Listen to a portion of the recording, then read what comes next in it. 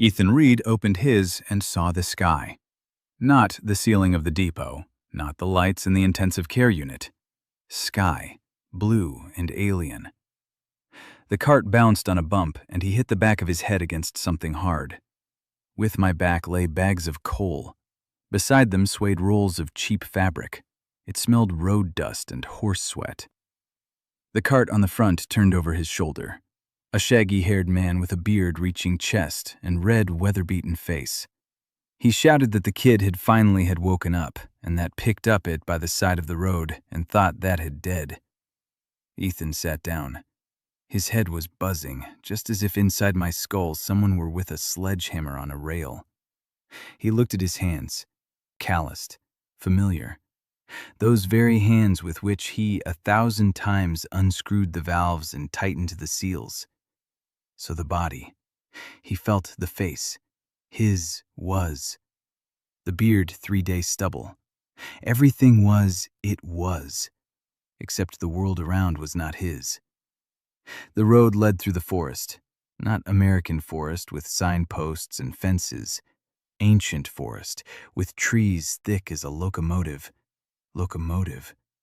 A stone road made of hewn cobblestones stretched ahead and disappeared behind the bend. And in the distance, above the treetops, stood tower. Tall, white, and all it floated, glowing. They were in the air and slowly spun. Ethan watched at them for 10. Then I closed his eyes. Then I opened again. The balls didn't had gone. He remembered the last that had before that. The depot. Evening. An old boiler with a crack that the technician did not welded. He went to check himself because that I could go home knowing that there is there. Of steam. A thud. The ceiling falling onto him strangely slowly. And that's it. He had to be dead. The boiler exploded, that he knew for sure. The pressure in that boiler was sufficient to from a person remain only shoes. But he was lying in the wagon, alive. In a world where balls fly on their own around their own accord. Inside rose panic. Something else, something very quiet and very familiar. Excitement. That very thrill that he felt when he opened the cover of an unfamiliar car and also didn't know what inside. Okay. So the balls are flying. That's beautiful. But someone has to carry water, grain, grind grain. And if here this flying, glowing thing means somewhere behind this is paid a resource, energy, anything. But every resource runs out eventually. That's a law, not a magical one, a law of thermodynamics. The driver turned around again. He introduced himself as Barty. He asked where the kid was headed.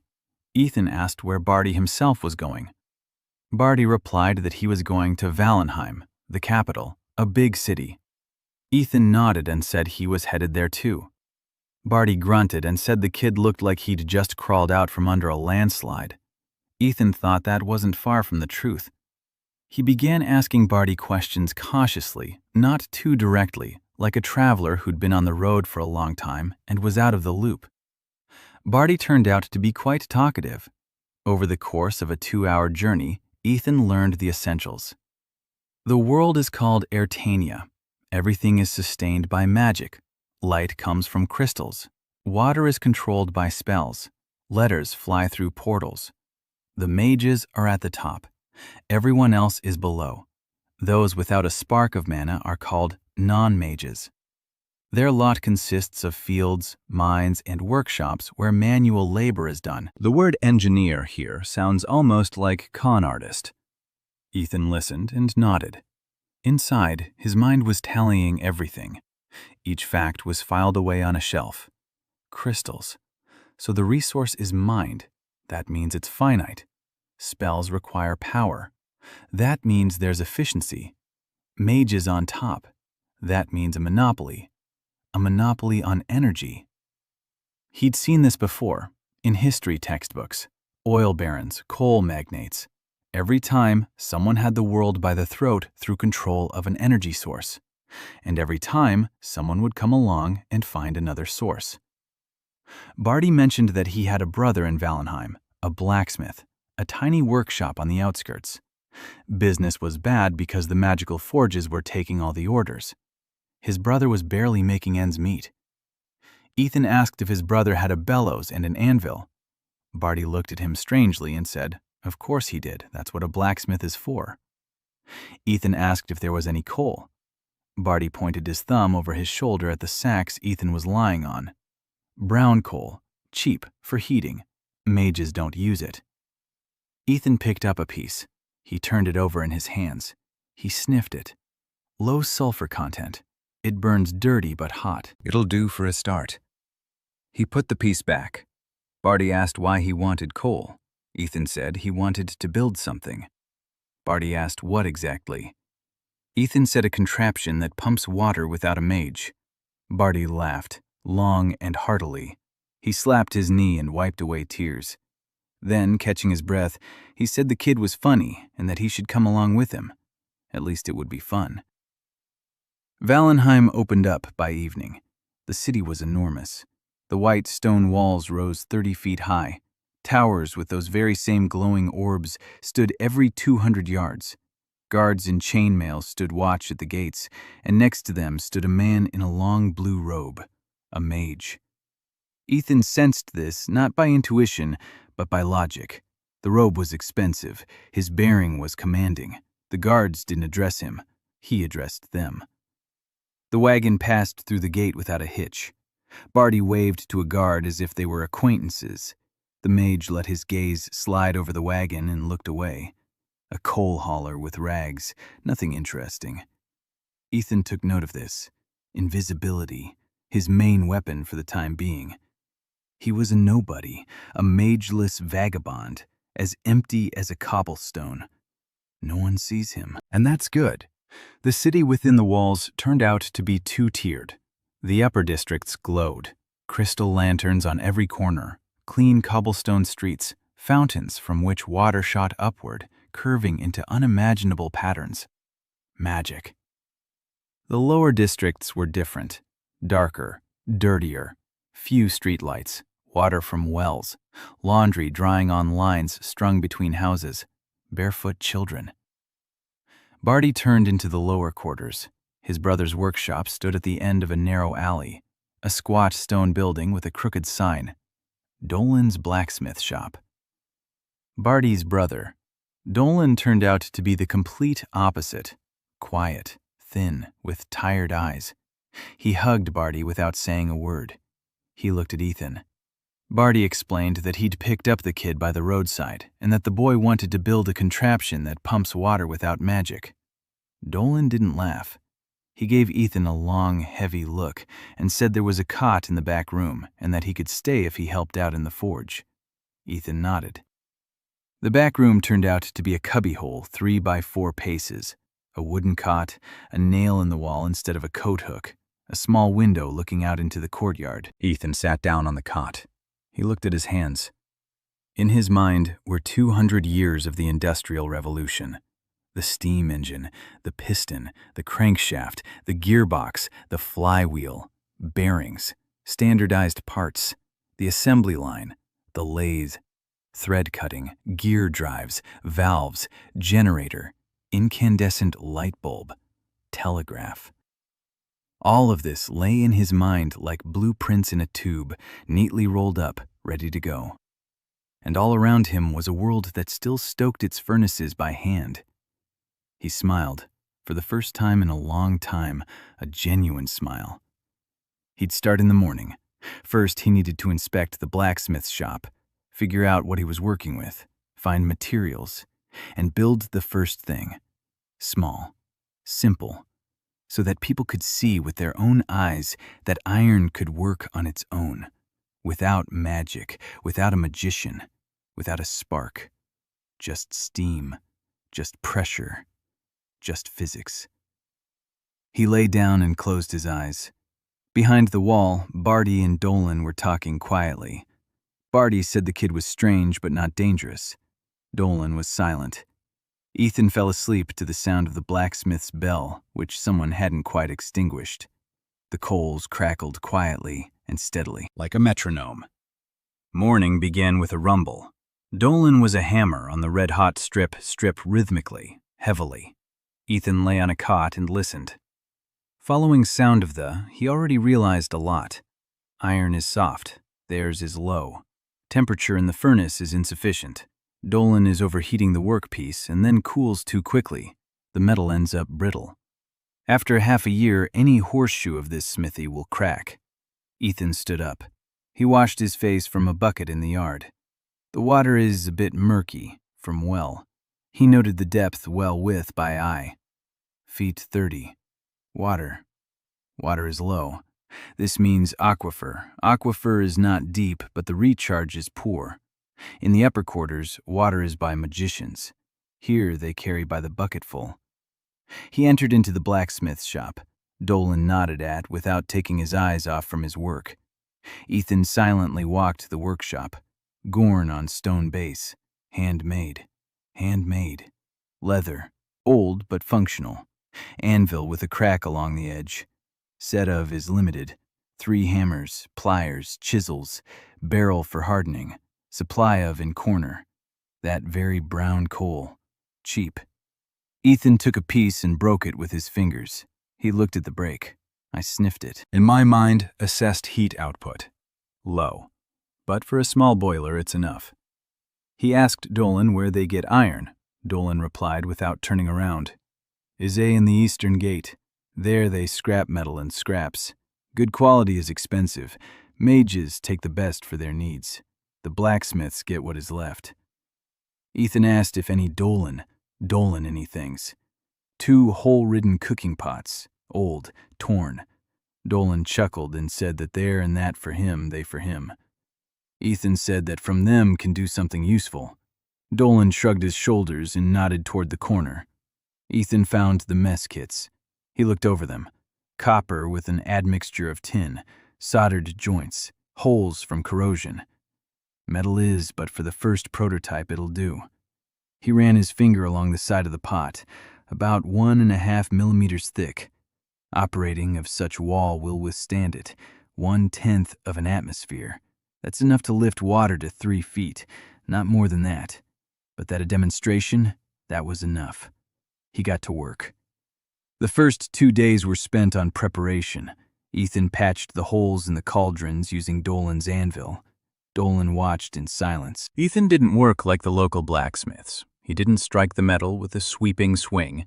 He worked with precision, with light taps, smoothing out the surface, checking the thickness with his fingers after each pass. Dolan asked where he'd learned to do that.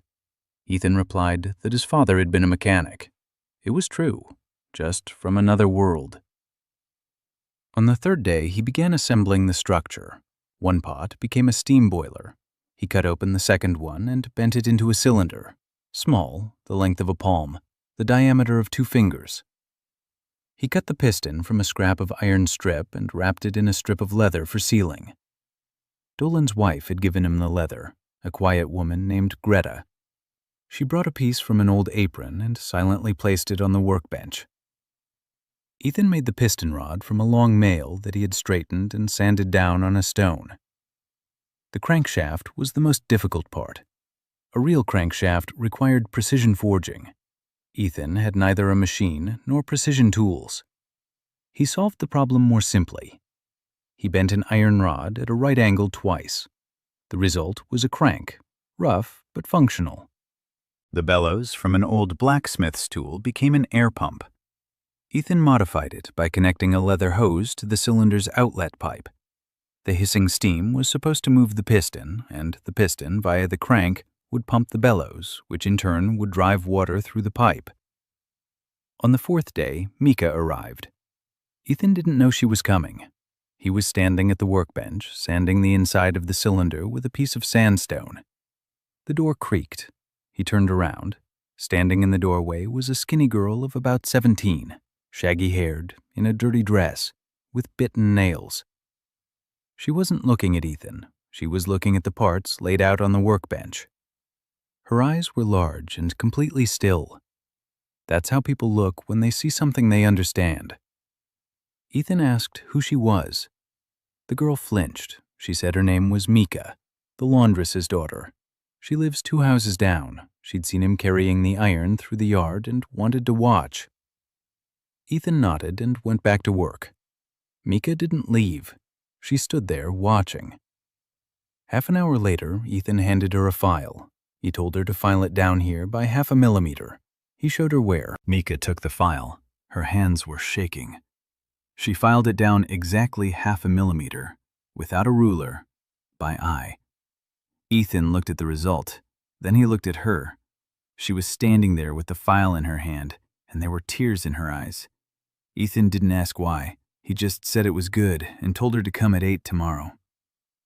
On the 5th day, he put it all together. The boiler, the cylinder, the piston, the crank, the bellows, the water pipe, a wooden trough made from a scrap of board.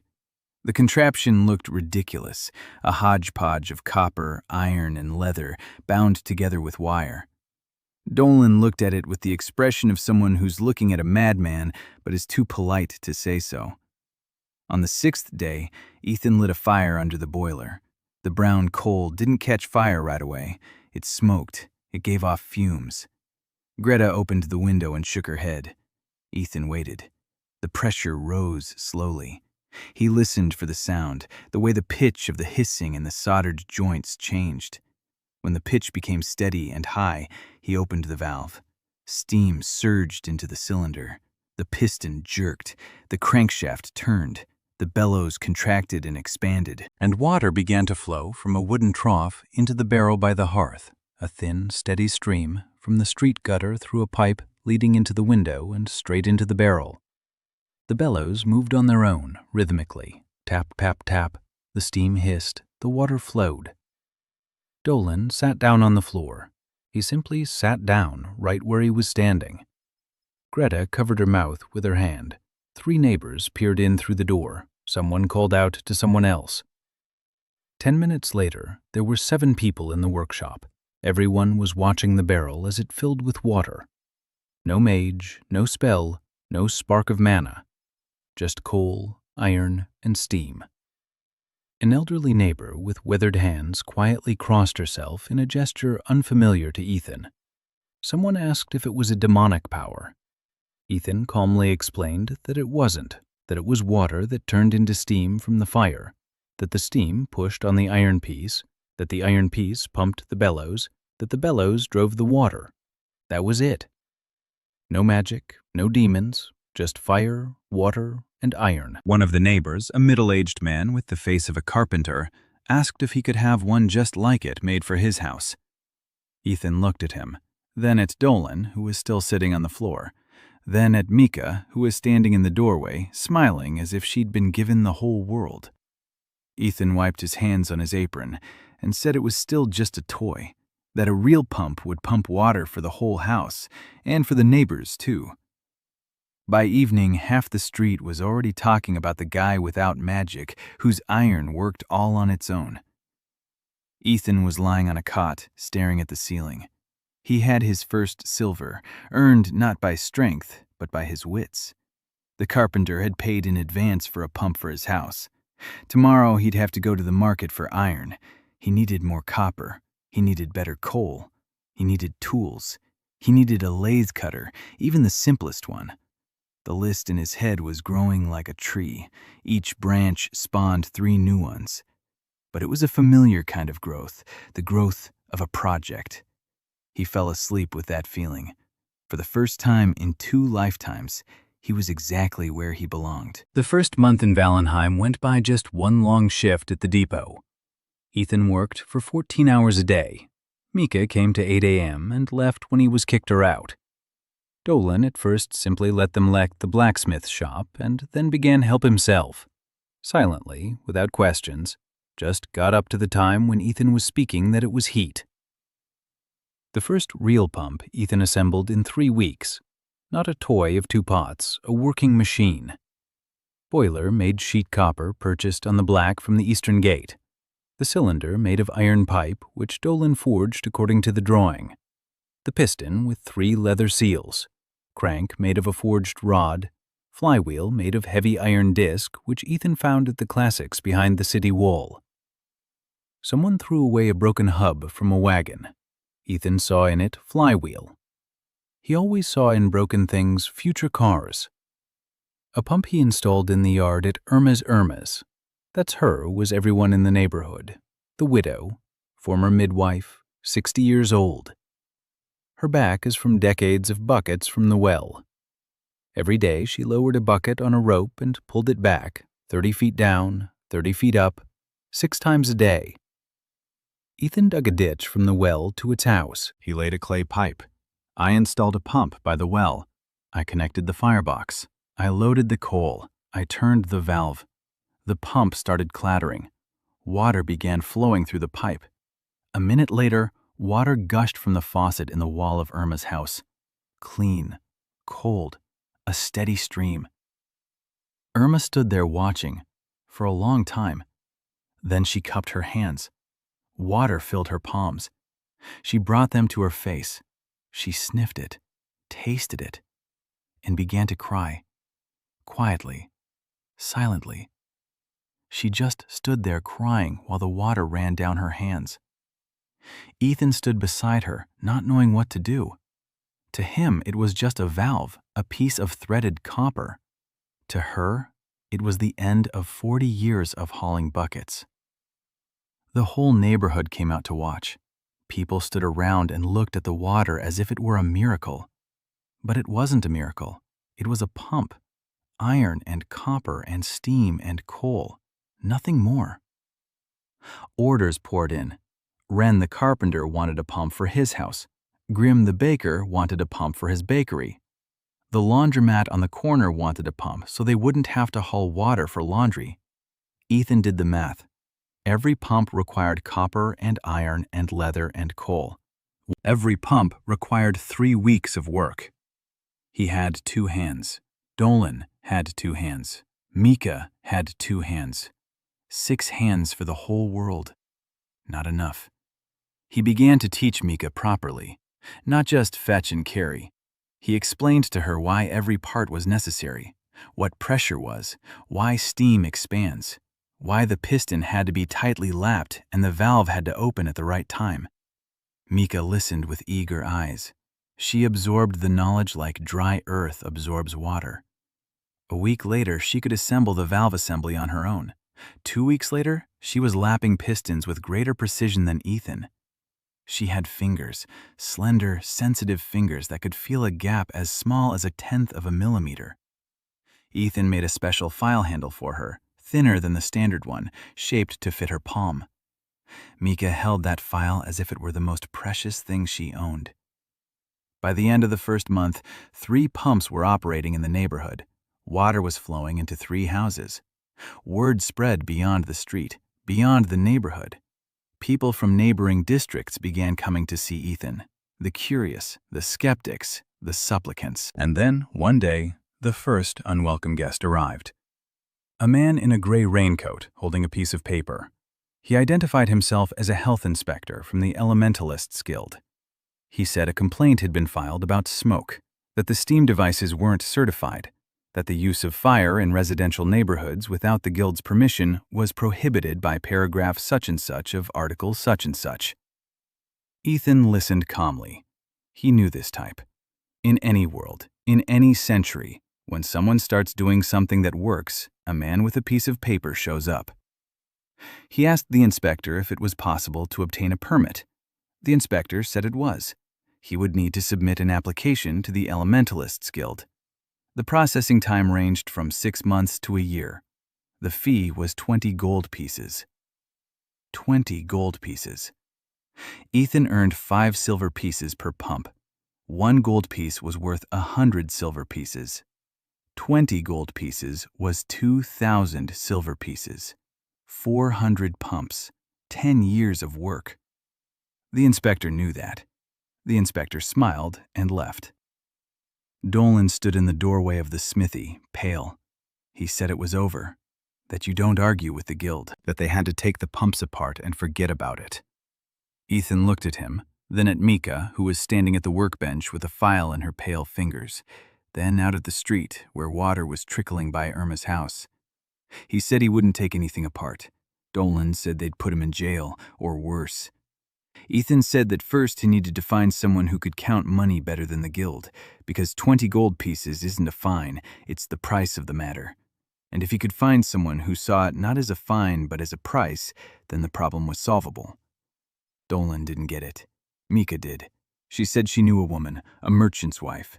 Her mill burned down a month ago. She's looking for someone to build a new one, not a magical one, because she doesn't have the money for a magical one anymore.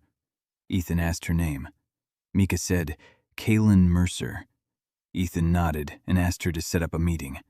The next day, he was standing in Kaylin Mercer's office. The office was small but clean. 2 chairs, a desk, a ledger as thick as a brick. Sitting at the desk was a red-headed woman of about 24 wearing a men's suit. Sharp eyes, a sharp chin, a sharp mind. Ethan realized this from the very first question she asked. She didn't ask how much his pump cost, but rather what the cost per unit of pumped water was compared to hiring a water mage. Ethan sat down in the chair and, for the first time in a month, felt like he was talking to an equal. He explained. A water mage costs 15 copper coins a day, works 6 hours, pumps water for 1 house. The pump costs 5 silver coins to install, plus 2 copper coins a day for coal. Runs around the clock. Pumps water for 3 houses. Over a month, the mage costs 4 silver coins and 50 copper coins per house. The pump, when averaged over 3 houses, costs 23 copper coins per house. Half the price. And the mage gets tired. The pump doesn't. Kaylin stared at him without blinking. Then she opened the ledger. Then she closed it. Then she said she needed a mill, a steam mill, one that grinds without a mage, and that if he built it, she would resolve the issue with the guild. She had connections in the Chamber of Commerce. The Chamber of Commerce didn't like the Elementalists Guild. Ethan held out his hand. Kaylin looked at his palm. Calloused, greasy, caked with coal dust. She shook it firmly. Deal. Construction of the mill took 2 months. 2 months without days off. 2 months of which Ethan slept for 4 hours and ate when Greta put it in front of a plate. Kaylin found a room, an old barn on the Bank River south of the southern gates. The roof is full of holes. The walls are sturdy, stone floor. The location is perfect. The river is for cooling off. The road nearby for delivery grain and transport flour. And it's enough, far from residential neighborhoods, to smoke doesn't bother anyone. Ethan began with the boiler, a real steam boiler, not of 2 small boilers, from sheet copper with a thickness in 3 millimeters. Dolan forged sheets according to the drawing which Ethan drew with charcoal on the wall of the barn. Each sheet was checked for thickness. Each seam was soldered twice. Ethan didn't hurry Dolana. The boiler is the heart of the machine. If the heart breaks, everything else doesn't matter meaning. He knew this better anyone. He from that. The cylinder for the mill was 3 times then than for the pump. Cast iron, machined by hand. Ethan made a primitive boring machine out of a wooden frame and an iron chisel. Mika twisted the handle of the drive. Dolan held the workpiece. Ethan guided the cutter. 3 people instead of 1 machine. But the result was accurate. The clearance between the piston and cylinder was less than a millimeter. For this world, it was unthinkable precision. Local blacksmiths worked with by eye. Ethan worked by touch. The difference was like between an axe and a scalpel. Crankshaft for the mill, Dolan forged 3 days. Ethan stood beside and directed every strike. Here stronger, here softer, turn by a quarter turn, 1 more tap, stop. Dolan, first time in a long years I worked not as craftsman but as a master. He felt the difference. In the evenings, he sat in silence and stared at his hands. Ethan saw it and understood. Dolan throughout life considered himself a kind, a blacksmith, farrier, fences. Now he was a part that willed to feed half the town with flour. And this was made to him from the inside. Flywheel. Ethan cast from cast iron. This was a story. Cast iron in Ertania was, but did not use it. Mages considered it a base metal, too brittle for weapons, too heavy for everyday use. Why use cast iron when there's a strengthening spell? Ethan found a chipped cast iron pot at the market. He bought it for 3 copper coins. He remelted it in a homemade crucible. He poured it into a clay mold he'd fashioned himself. The flywheel turned out rough with pits and burrs, but it was heavy and round, and it spun. And that's all you need from a flywheel. Kaylin came by every evening. She'd sit on a crate by the wall. She'd open the ledger. She tallied the expenses. So much copper, so much iron, so much coal, so much leather, so much labor. Ethan called out the figures. Kaylin wrote them down. They argued about the cost of flour. Ethan said that a steam mill could grind as much grain in a day as a magical mill could in 3 days. Kaylin said that was wonderful, but who would buy flour from a non-magical mechanic when flour from a mage miller was being sold right next door? Ethan said whoever could get it cheaper would buy it. Kaylin said he didn't understand how business worked, that reputation was more important than price, that they had to sell the flour at 1/3 of the price at first so people would try it. Ethan was angry. Kaylin was angry. They yelled at each other across the table in the empty barn. Then Kaylin would suddenly fall silent. She'd pull bread and cheese out of her bag. She'd set them on the workbench. She'd say he should eat, or he'd starve to death before the mill even started running. Ethan ate. Kaylin did the math. At some point, they stopped noticing that they were staying in the barn late, that conversations about profit margins and cost of goods sold were turning into conversations about childhood and what they'd wanted to be when they grew up, that Kaylin no longer sat on the crate by the wall, but pulled a chair up to the workbench. Mika saw it, silently, with an expression Ethan couldn't read. 6 weeks later, the mill was ready. A boiler on a stone foundation, a cylinder with a piston, a flywheel, a transmission system using wooden gears to drive the millstones. A pipe led out through the roof. Ethan loaded the coal. He lit the kindling. He waited. The pressure rose. He didn't have a gauge. He judged the pressure by sound, by the tone of the hissing in the seams, by the trembling of the boiler walls. When the pressure reached operating level, he opened the valve. Steam surged into the cylinder. The piston moved. The flywheel turned. Once, twice, 3 times. And the millstone began to turn. A heavy stone millstone. Half a metric ton of stone was set in motion by the force of the steam. Kaylin poured the first measure of grain into the hopper.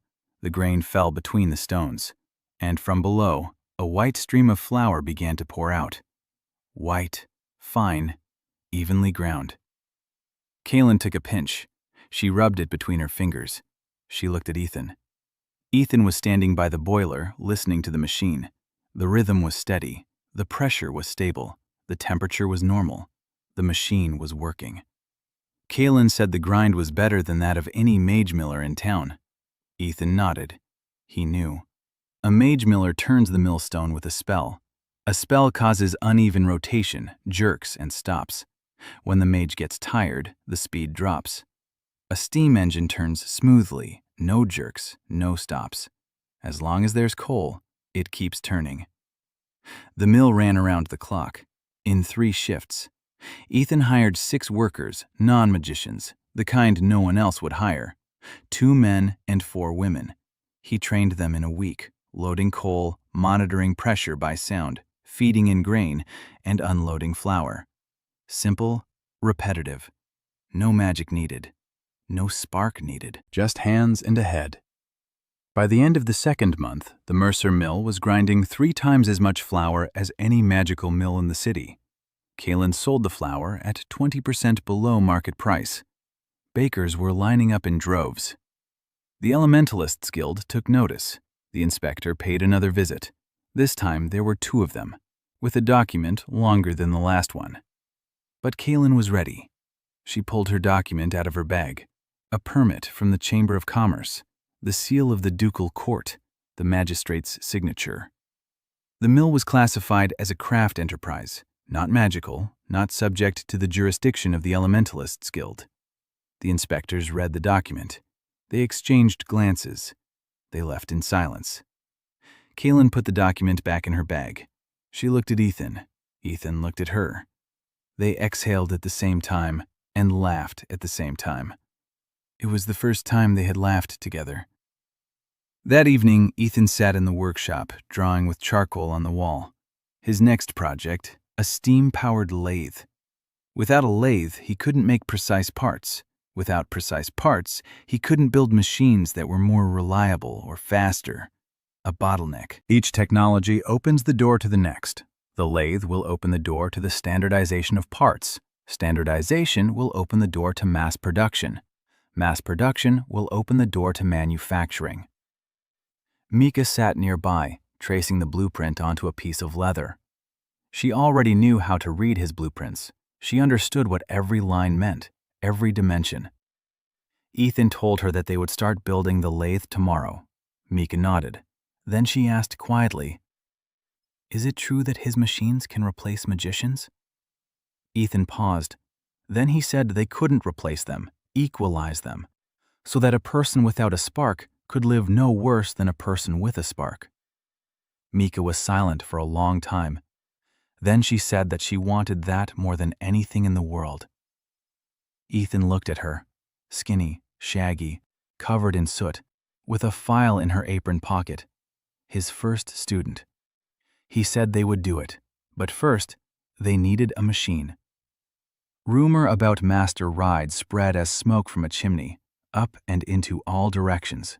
To the middle the third month by non-magic mechanics from the lower neighborhoods knew already all Valenheim. The bakers who bought flour from Kaylin knew the laundresses at whose my friends bragged water from the faucet. They knew the merchants who considered their profits, and knew the academy. Ethan understood that it was of quiet work was coming to an end. He felt it as felt pressure in boiler, by sound, by the tone of the conversations in market, based on views. Previously, on him didn't look at him. Now they were looking at him. He worked faster. The lathe was ready in 3 weeks. Primitive by its former world, the wooden frame, iron guides, tool holder made of a clamp, drive operated by foot pedal via crank. No steam, for now. But this machine has changed. That's it. Ethan could now grind cylindrical parts with precision up to 10th millimeter. Pistons, shafts, bushings. Every part is identical. Each fits to every other one. Standardization. The word that he repeated like a prayer. Mika mastered the machine in 4 days. She sat for him for hours. She kept at it. I checked it, sharpened it. Her fingers felt the pulse of the before than the eye could the unevenness. Ethan was watching her and thought that in his former world, she became to an instrumentalist of the highest class. Here she were for that she is watching at the font of the fountain. He clenched his teeth and turned to work. In the workshop it crowded. Ethan rented the neighboring space, the former stable. I cleaned it out, reinforced the walls, installed a second workbench, hung on the wall a sign which Mika carved from wood. Reed and Friends. Kaylin saw a sign and said that the name wasn't bad, but we need one colleague, an accountant. Ethan said that the accountant had him already. Kaylin snorted and said that she partner and not an accountant. Ethan looked at her.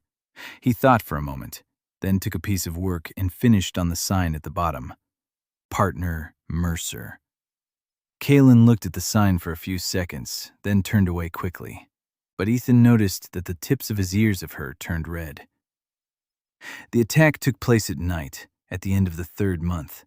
Ethan was sleeping in the blacksmith's back room. He woke up to a sound that couldn't possibly exist in this world, a quiet scrape of metal against metal. Someone was unlocking the bolt from the outside, not breaking it, unlocking it, with a tool. Ethan slid off the cot onto the floor. In the darkness, he felt around for the poker. Heavy. An iron one. The door opened. 2 men, in dark clothing, their faces covered. The first held a knife. The second held something that glowed dimly. A magical object.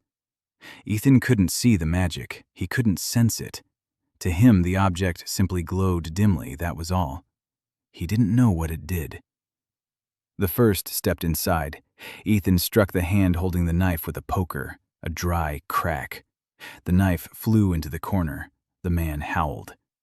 The second man raised the glowing object. Ethan hurled a bucket at him, an empty tin bucket. It struck the man in the face. The object fell and rolled across the floor. Ethan didn't wait to see what would happen next. He screamed, loudly, at the top of his lungs. Dolan burst out of the house with a hammer. Barty burst out with an axe. The neighbors turned on their lights. The two figures in the dark darted toward the exit. One tripped over the threshold and fell. Barty pinned him down with his foot. The second one leaped over the fence and vanished. Dolan held the one he'd caught by the collar. Ethan picked up a glowing object from the floor, a stone the size of a fist, smooth, warm.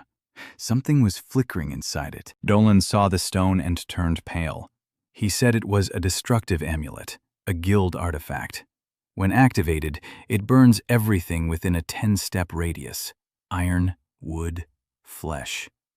Ethan looked at the stone in his hand. 10 steps, the entire workshop, all the blueprints on the wall, the lathe, the tools, and himself. His hand didn't tremble. He placed the stone on the workbench, calmly. The captured mercenary remained silent. Barty wanted to hand him over to the guards. Dolan said the guards wouldn't do anything, that the guild hires mercenaries, and the guild and the guards are one and the same. Ethan listened to them and thought. The mercenaries would come again. This wasn't an isolated incident. It was just the beginning. They'd spotted him and decided to take him out. Quietly, at night, with an amulet that leaves no traces. In the morning, they'd say that a non-mage mechanic had been careless with fire. Sad but predictable. Non-mages are always burning down their own shacks. Ethan made 2 decisions. First, he needed protection, not friends with axes, a professional, someone who knows how those who come at night think. Second, he needed a patron, not the Chamber of Commerce with its paperwork, someone with real power, someone whose name would make the guild think twice. Barty was wounded. A mercenary had slashed his forearm with a knife. The cut wasn't deep, but Greta was crying, and Barty sat pale on the bench while she bandaged his arm. Ethan watched them. Barty, who had jumped into the fight for him, axe in hand. Dolan, who stood with a hammer ready to kill. At Mika, who had run out of her house in just a shirt and was standing in the doorway, her eyes wide with horror. These people were ready to die for his pieces of metal. No, not for the pieces of metal, for what those pieces of metal gave them. Water in their homes, work, dignity, the feeling that they weren't trash. Ethan clenched his fists. He had no right to let them down. 3 days later, a man approached the workshop.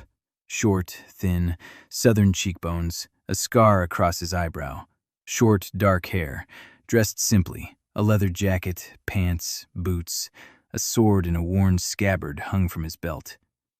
The man said his name was Yasu Tucker, that he'd once served in a mercenary unit, that he'd left, that he'd heard about the attack, and that he knew how those who come at night think. Ethan asked why he'd left the unit. Yasu paused. Then he said there'd been a contract to kill a master watchmaker, an unarmed old man, for repairing watches cheaper than a chronomancer. Yasu carried out the contract, and after that, he couldn't go on. Ethan looked into Yasu's eyes, calm, dark, the eyes of a man who had done something irreparable and knew it. Ethan asked how much he wanted for the job. Yasu said he wanted food and a roof over his head, no money needed. Ethan nodded. Yasu became the head of security for the workshop. On the 4th day after the attack, something else happened. A carriage pulled up to the workshop, not luxurious, but not shabby either. A young woman stepped out of the carriage. Her dark hair was pulled back into a neat bun. Her posture was perfect. She wore a plain gray travel dress without any adornments. Her face was calm and closed off, like a locked door. She introduced herself as Lady Celeste Vane.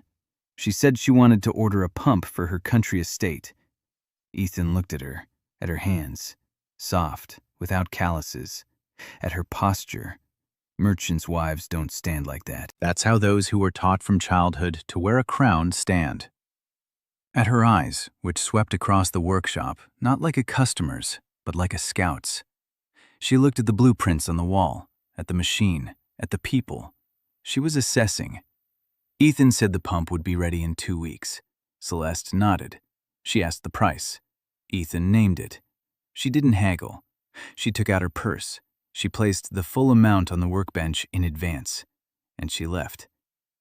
Kaylin stood nearby. She watched the carriage drive away and quietly told Ethan that this wasn't a customer, that Wayne was a ducal house, that Lady Celeste was the youngest daughter of the Duke of Wayne, and that Duke Wayne was the third most powerful person in the empire after the king and the chancellor. Ethan looked at the purse on the workbench, then at the road down which the carriage had driven away. It wasn't just his enemies who had noticed him. The authorities had noticed him too. There was only one question. Why? The pump for the Wayne, Ethan assembled personally. Every part checked twice. Not because that I wanted to please his daughter. That is, he knew that this pump would be a test. Celeste arrived 2 weeks and agreed. It's this once, not just once. With her was a man 50-50, gray-haired. He was sturdy, unexpensive, yet plain tunic. He did not introduce himself. He stood on the side and watched. Ethan immediately realized who it was. Duke Wayne. Those same eyes as Celeste's. That same manner of standing, slightly leaning back, as if the whole world should come to him, but not he to the world. Ethan did not do pretend that didn't recognize him. He nodded to the Duke in an equal. He did not bow. He just nodded. Celeste, for a second, stopped breathe. Kaylin, for behind, quietly swore. Duke Wayne watched at Ethan for 3 seconds, then corner of twitched. Not a smile, a little of interest. He said that he wants to see the car in action. Ethan brought him to the pump. He loaded coal, lit the fire, waited. Pressure, sound, tone, done. He opened the valve. The pump began to clatter. Water started flowing. The Duke watched in silence. Then he stepped closer. He leaned toward cauldron. Ethan braced himself. People with experience stick their hands where they should, but the Duke didn't poke. He listened, just like Ethan listened, to the sound. Then he sat up straight and asked how much water in the hour. Ethan replied, 400 gallons. The Duke asked how it was per of work. Ethan replied, 2 copper coins for a piece of coal. The Duke asked how it was an hour water mage. Ethan didn't answer. Kaylin, 15 copper coins and a mage gets tired after 6 hours. The pump does not get tired. The Duke turned to his daughter. He said one word. Interesting. Then turned back to Ethan and said that he has swamps, 1,000 acres to the south of the duchy. If they drain, will the best agricultural land in the empire. Elemental mages are requesting to the drainage an amount equal to the annual income of the duchy. Ethan can offer an alternative.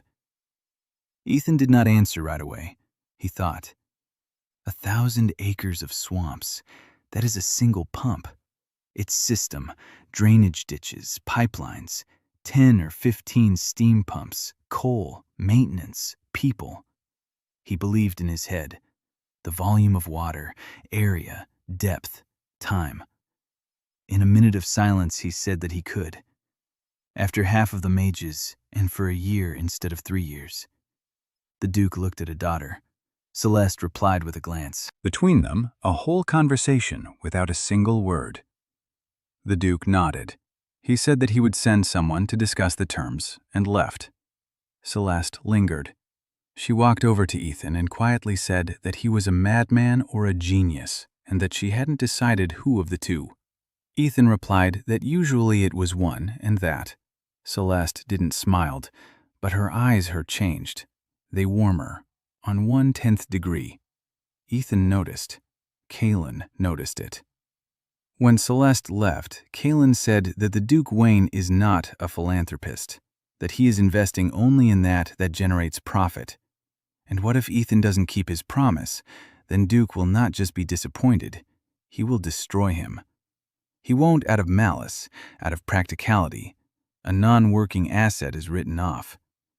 Ethan said he would do it. Kaylin looked at him. Then she opened the ledger and began calculating how much copper and iron would be needed for 15 pumps. Ethan spent the next few days working on the blueprints.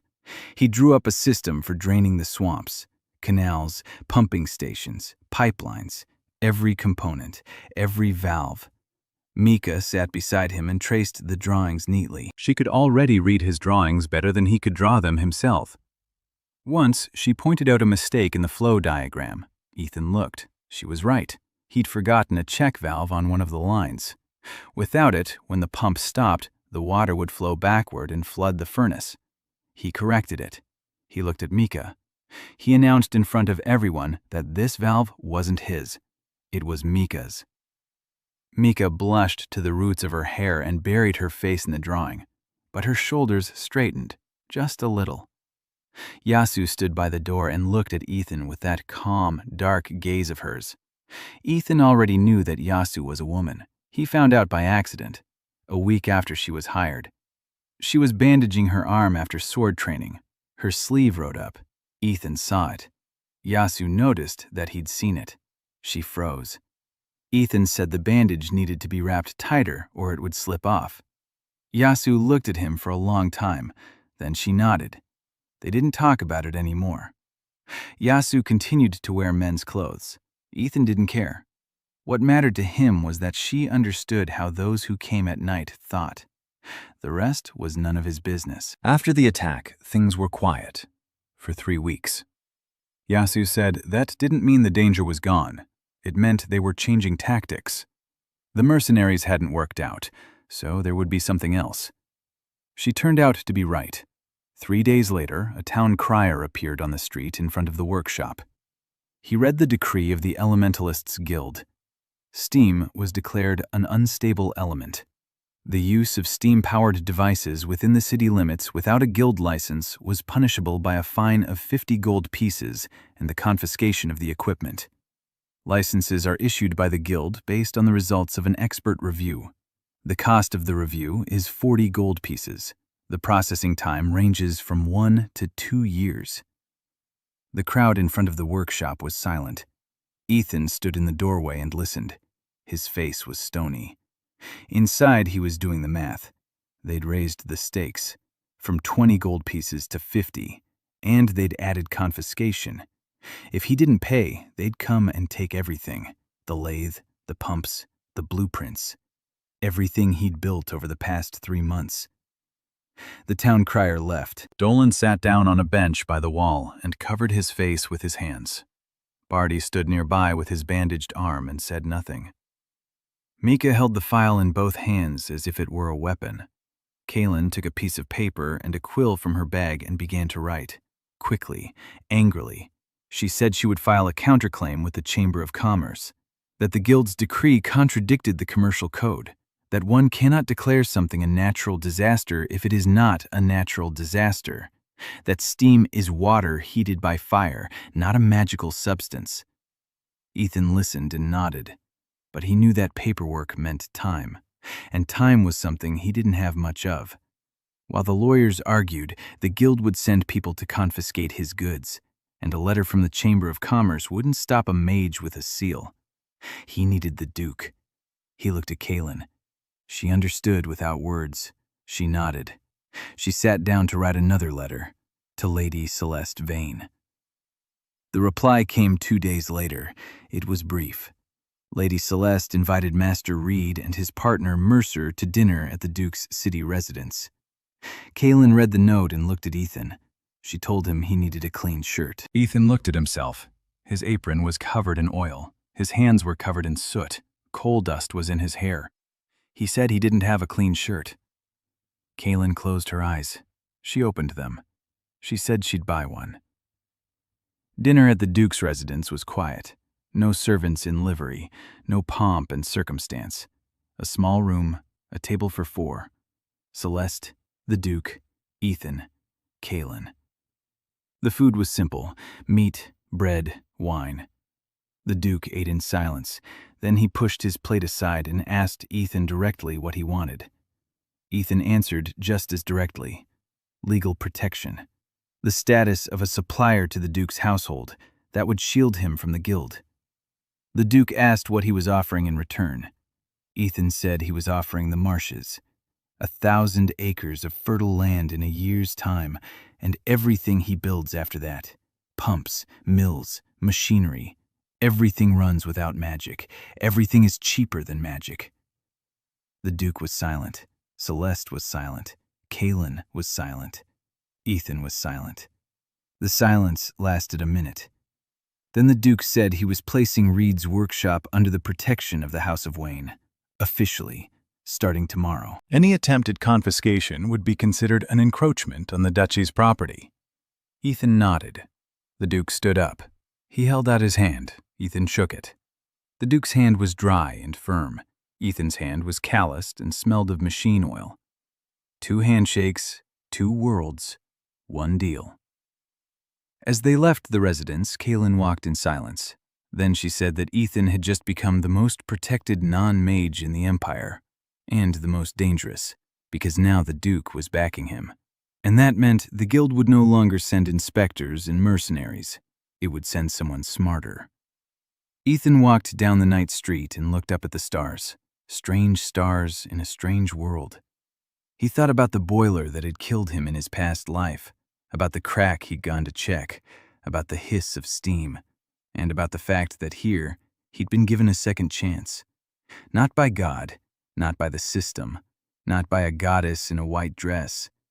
Just a world that needed fixing, and he was a repairman. 6 months, half a year in a world.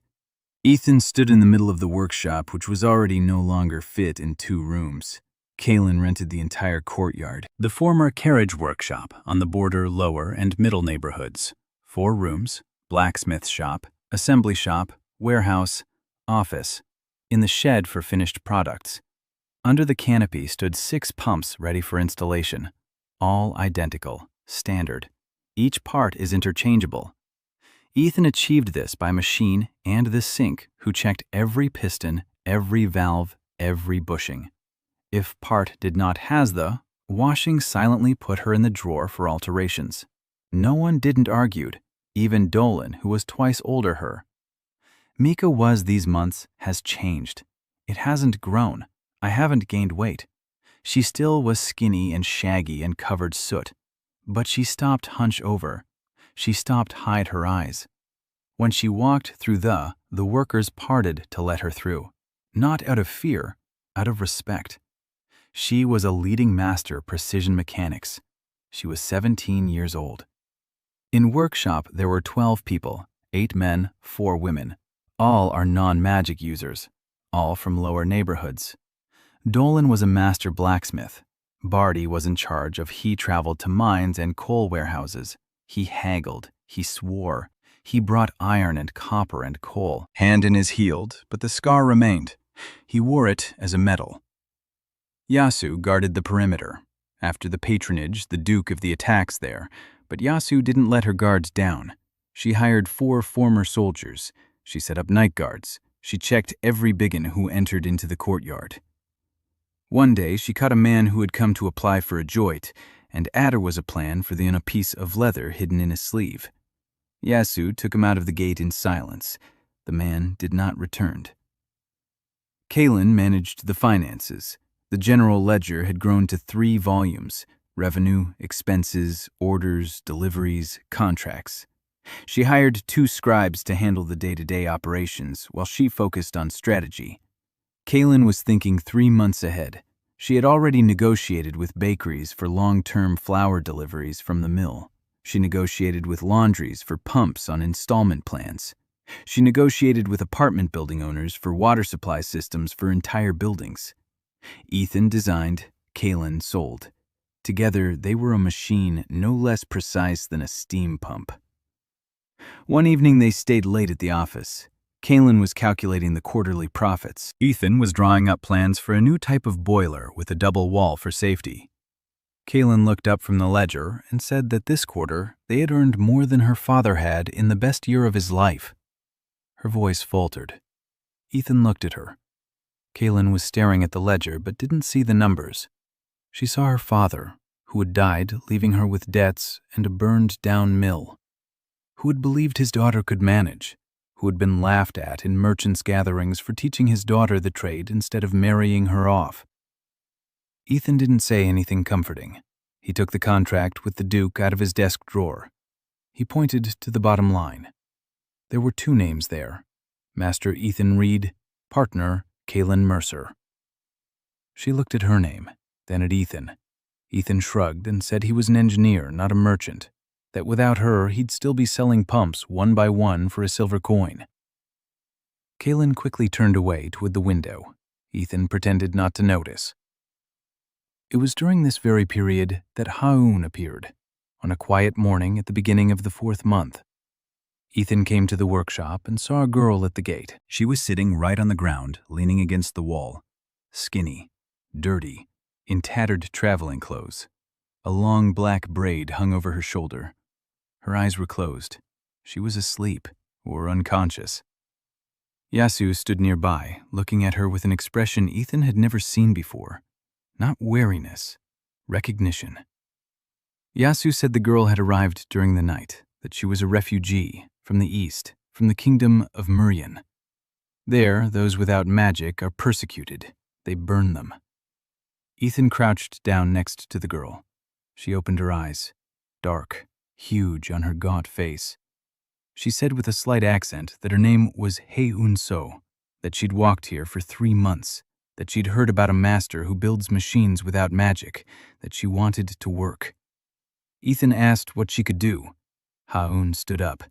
She walked over to the workbench. She picked up a scrap of iron rod. She struck it with a hammer, once. She listened to the ringing sound. She said there was a crack in the rod, right here. She pointed to it. Ethan took the rod. He examined it. He didn't see anything. He bent it.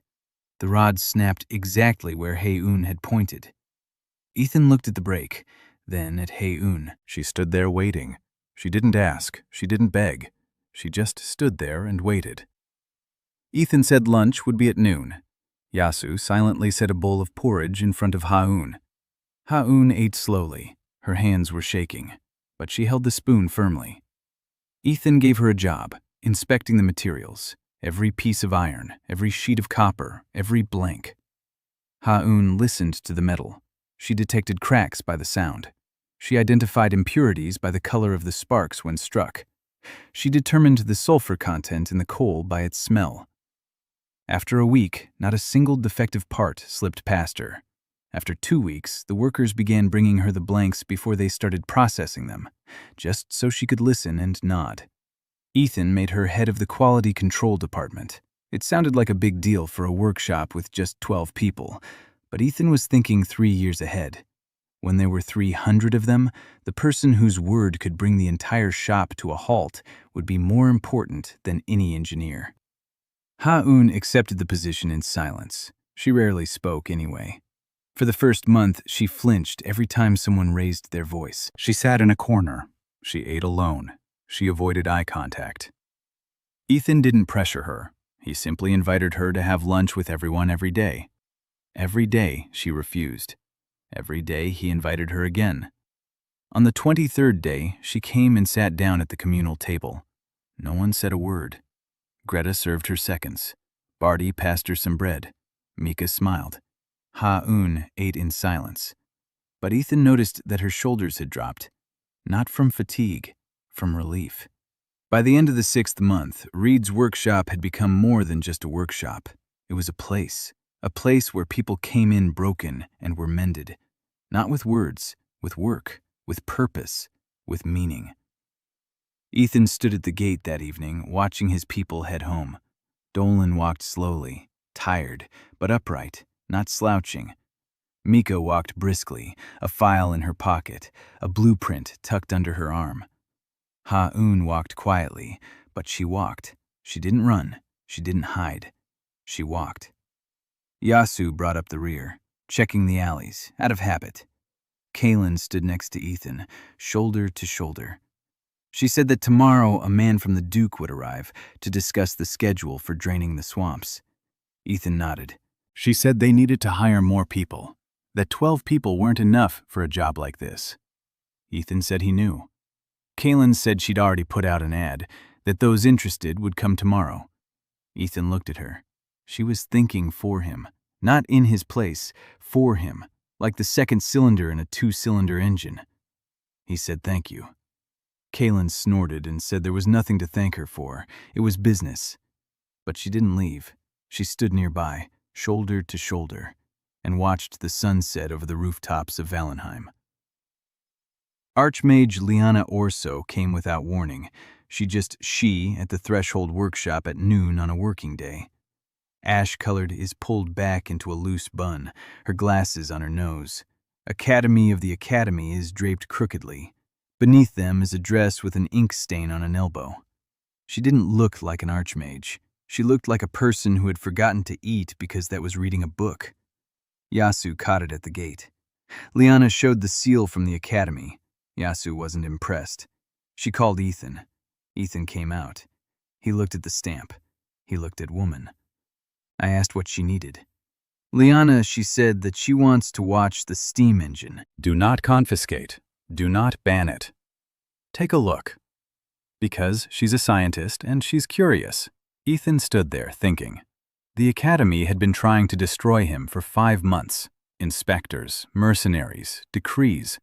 And now here stands the Archmage saying she's curious. He could have refused, could have slammed the door shut, could have been cautious. But Ethan Reed had never been able to resist someone who was curious about how a machine worked. He nodded and let her in. Liana walked around the workshop for 2 hours. She didn't touch anything with her hands. She watched, and she asked questions. Not stupid questions, not the questions of a bureaucrat looking for violations, the questions of a scientist. Why does the piston move in only one direction? How is pressure controlled? Why does the flywheel keep spinning when the steam is shut off?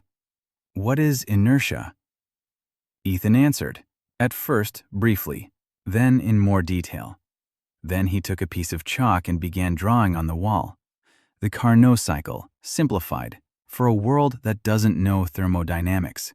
Heating, expansion, work. Cooling, repeat. Liana looked at the diagram. She took off her glasses, wiped them, put them back on. Then she took her own piece of chalk out of her bag. Next to his diagram, she drew another one. The flow of mana in a spell. Accumulation, release, effect, dissipation, repeat. Ethan looked at her diagram, then at his own, then back at hers. The structure was identical. A cycle. Energy input, conversion, work output, losses. 2 different sources, the same physics, or metaphysics, or something that combined both. Liana saw the same thing. She said quietly that it was impossible, that magic and steam couldn't work on the same principle, that magic was a gift and steam was a craft. Ethan said that gift and craft were just words, but the diagram on the wall was a fact. Liana looked at him over her glasses. Then she called him a woodcutter. Ethan called her a charlatan. They stood facing each other by the wall covered in chalk, and both realized that something important had just happened. Mika peeked out from behind the lathe. Kaylin stood in the office doorway with her arms crossed. Yasu kept her hand on the hilt of her sword. Liana came back again, and again, every 3 or 4 days. She brought books on mana theory. Ethan explained the basics of thermodynamics and mechanics to her. They argued, loudly, fiercely. Mika had learned to leave the workshop when these arguments began because chalk flew through the air and their voices rose to shouts. But Ethan noticed something strange.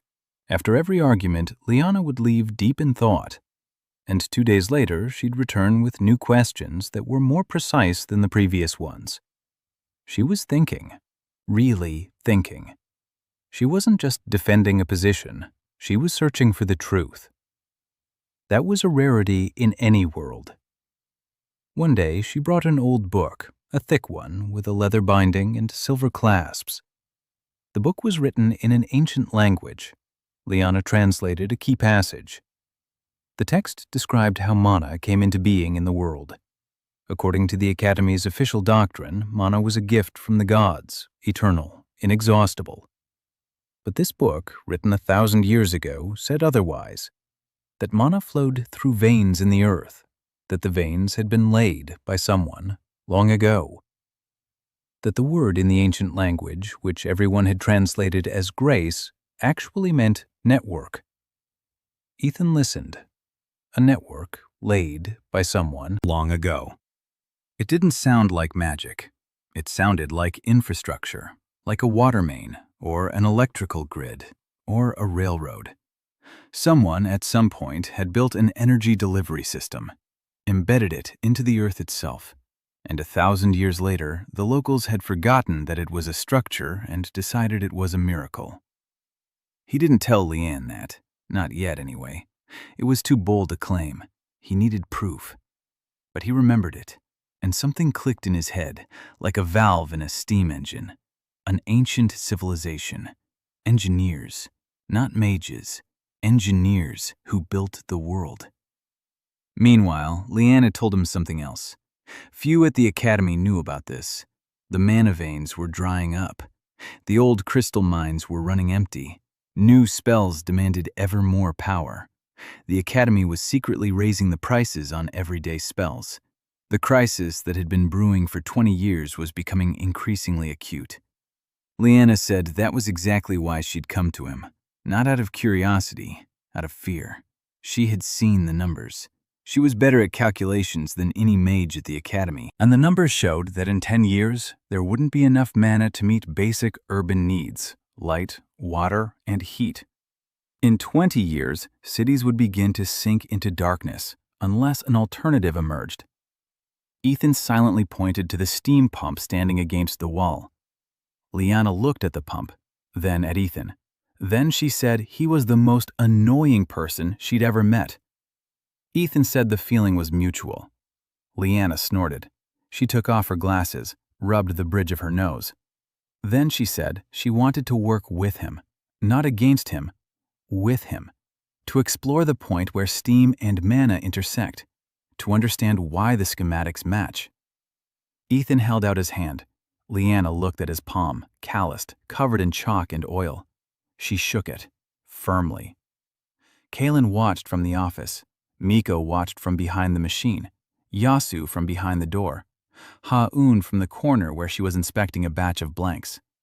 5 women watched the handshake between the engineer and the archmage, and each was lost in her own thoughts. But they all understood one thing. The world had just shifted. Just a little, by the width of a piston clearance. But it had shifted. To the end, the first year Reeds stopped to be a workshop. It became a factory. 30 workers, 6 workshops, blacksmithing, assembly, lathe shop, foundry, quality control warehouse. Ethan stood in the middle of the courtyard and listened. The sound of hammers, the hissing of steam, the screech of against metal, voices, laughter, swearing, sounds of an operating system. Half of them were women, non-magic users of whom no ware were, laundresses, maids, cleaners. Now they stood at the machines and ground pistons. Ethan taught each person the first week, then passed it on to Mika or Heyun. Mika taught how to work, Heyun taught how to check. Together, they were the best control that Ethan had seen in both worlds. Standardization of details became the norm. Every bolt, every nut, every gasket. Ethan installed the system tolerances. Dimensions were recorded on wooden plates that hung next to each machine. Deviation greater the permissible meant a rework, without exceptions. The workers grumbled the first month, then got used to it. Then we started grumble at those who violated the tolerances. After half a year, the young Mika screamed at a man twice older himself for that he couldn't clearance on valve. The guy was standing red and remained silent. then rewrote it. Ethan watched and thought that civilization begins not with fire, but with permission upon landing. Project Drainage of the Duke Wayne was a long schedule.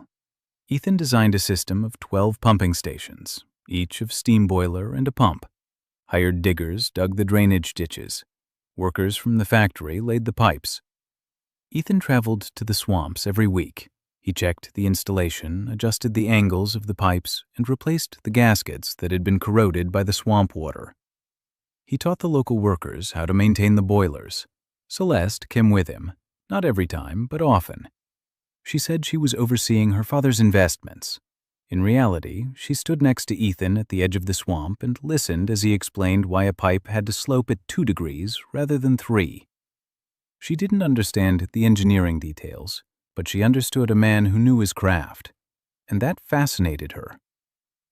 Once, on the way back, she asked Ethan why he was so confident, why he wasn't afraid. Ethan replied that he was afraid every day, that every boiler he started up could explode, that every pump could fail, that every pipe could burst. But fear wasn't a reason to stop. Fear is a signal to double-check the calculations.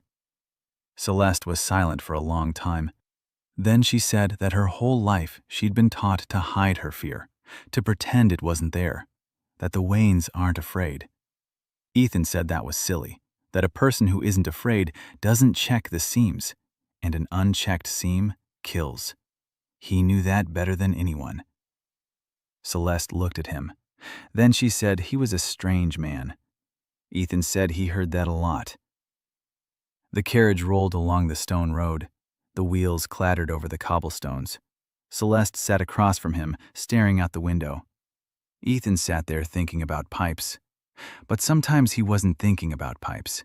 Sometimes he looked at Celeste and thought that her back was very straight and her eyes very tired, and that no one had ever asked her what she wanted.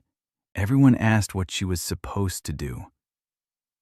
In the 8th month, an event occurred that changed everything. Workers at one of the pumping stations were digging the foundation for a new boiler. A shovel struck something hard. Not a rock, metal. They kept digging. A plate emerged from the ground.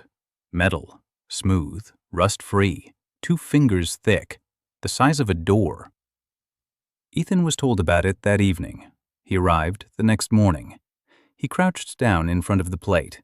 He ran his hand over the surface. The metal was cold, smooth, as if polished. There were lines on the surface, thin ones, carved or engraved. Ethan stared at the lines. His heart was pounding, because he knew what they were. They were blueprints, a diagram, a rotor, a stator, blades. It was a diagram of a turbine, not a 20th century steam turbine, but a turbine, a device that converts flow into rotation. The basic principle was the same: flow inlet, angled blades, rotation, outlet. Ethan sat in front of the stove and couldn't get up. His hands were shaking, not from fear, from recognition. Someone in this world, thousands of years ago, knew what a turbine was, knew it and recorded it, on metal that doesn't rust. He called Liana. She arrived 2 days later. She stood in front of the stove. She took a device out of her bag, a crystal rod on a copper handle. She ran it over the surface. The rod glowed, brightly. Liana turned pale. She said the stove was imbued with mana, but not modern mana, a different kind, an ancient kind, structured, as if the mana had been poured into the metal during its manufacture, not cast upon it by a spell, fused into it. Ethan asked what that meant. Liana said she didn't know, that nothing like this was described in any textbook, that it was either a fake or an artifact from a civilization with no recorded history. Ethan looked at the plate, at the turbine blueprint engraved thousands of years ago. Then he looked at his hands, the hands of an engineer from Pittsburgh. Something clicked in his head again, louder than last time. An ancient civilization, engineers, a turbine, a mana network. He wasn't the first. Someone had already walked this path, long ago, long before mages, long before the academies and guilds. Someone had built machines and woven them into the very fabric of the world. He didn't say this out loud. It was too soon. There wasn't enough data. But he knew. He knew it the same way he knew the pressure in a boiler just by the sound, without instruments, just by ear. Leanna had taken the plate to the academy in secret for research.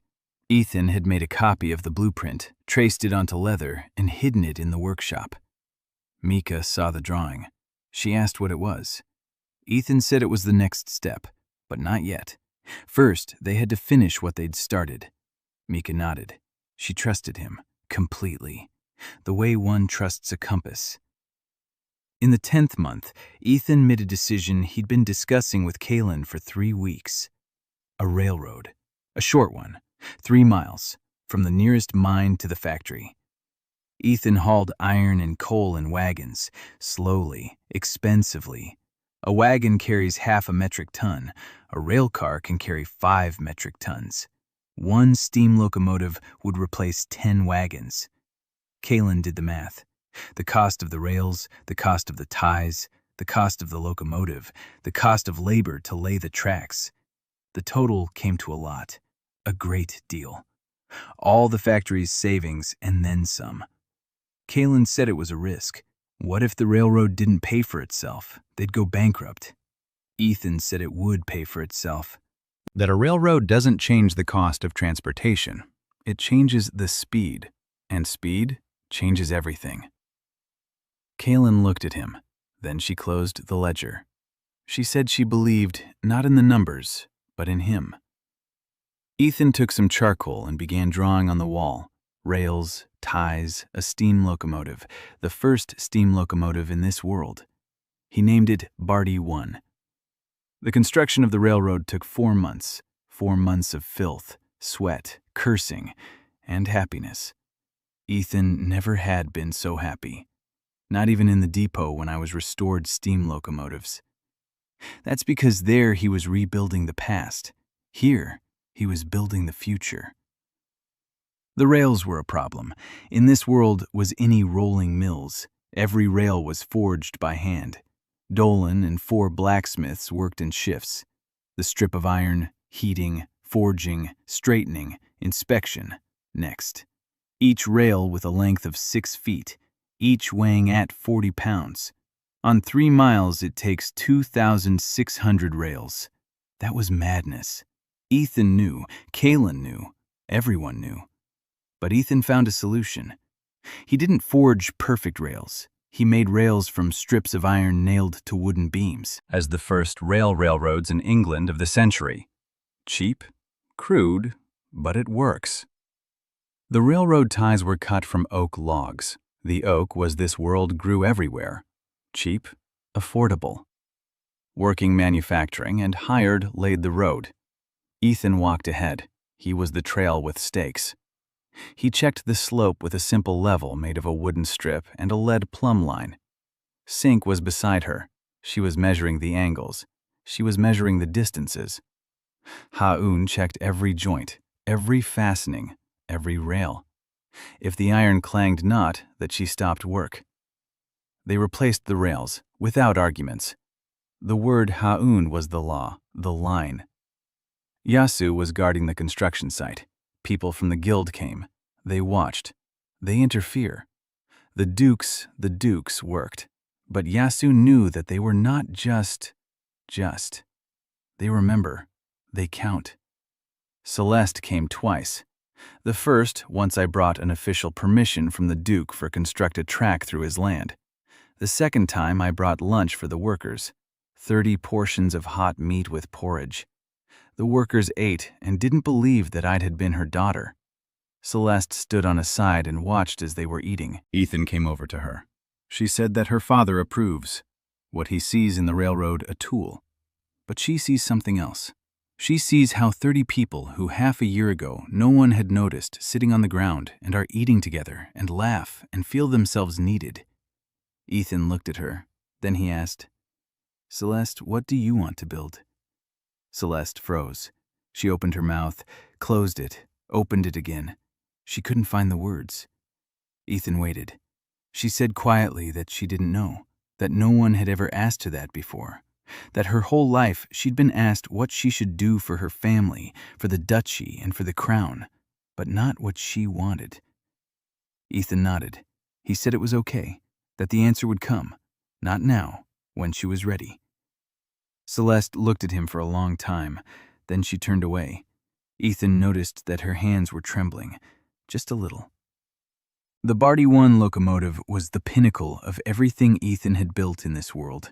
A horizontal boiler, a single cylinder, drive to the rear axle via a crank, maximum speed of 10 miles per hour, ridiculous by the standards of his former world.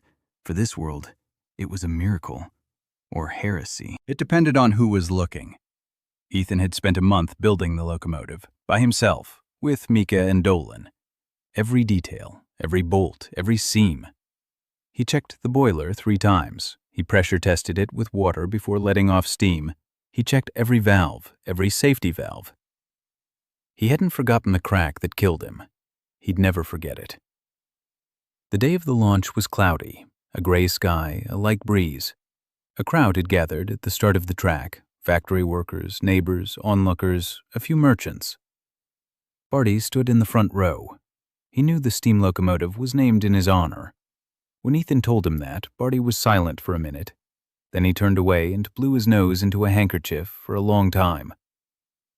Kaylin stood with the ledger. She was calculating expenses even at that moment. Celeste stood off to the side, in a simple cloak, without an entourage. Liana had come with a manometer. She was curious to see how the environment would react to a steam engine in motion. Haun stood by the boiler. She listened. She checked the sound. She nodded to Ethan. The boiler was in good shape. Yasu stood on high ground at the bend. She scanned the surroundings, out of habit. Ethan climbed into the cab. It was hard to call it a cab, just a fenced-off platform, a valve control lever, a brake. That was it. He placed his hand on the lever. The metal was warm from the boiler, a familiar sensation. He could feel the machine, as always, just as he had his whole life, by the vibration, by the sound, by the temperature. He opened the valve. Steam surged into the cylinder, the wheels jolted, and Barty 1 set off. Slowly, with a screech, with the hiss of steam, with the rumble of the wheels on the iron rails laid on wooden ties. 5 miles per hour, then 7, then 8. Behind it, the locomotive pulled 2 cars. A metric ton of iron ore lay in the cars. A metric ton. 10 wagons. A 2-day journey. Now 30 minutes. The crowd was silent. Then someone shouted. Then everyone was shouting. Barty stood there with a wet face, unashamed. Dolan hugged Greta and hid his eyes. Mika stood at the edge of the embankment and watched the departing locomotive with an expression that Ethan had seen on people's faces when they first saw the sunrise over the mountains. Not delight. Realization that the world was bigger than they had thought. Kaylin made an entry in the ledger. First trip, travel time 32 minutes. Cargo 1 metric ton. Coal consumption 20 pounds. Cost per trip 4 copper coins. She slammed the book shut and said it would pay for itself in 3 months. Ethan drove the locomotive to the end of the line. He turned it around, drove back, stopped, got out. And only then did he allow himself to breathe a sigh of relief. His hands were shaking, not from fear, from the fact that it had happened. The first train in this world. The first train in a world that knew only magic. And he'd done it. Not alone, with Mika, who honed the piston, with Dolan, who forged the boiler, with Haun, who listened to every weld, with Kaylin, who counted every copper coin, with Barty, who hauled the coal, with Yasu, who watched over his sleep, with Celesta, who opened the doors, with Liana, who asked the right questions. He wasn't alone. For the first time in 2 lifetimes, he wasn't alone. That evening, Yasu silently set a plate of hot stew in front of him.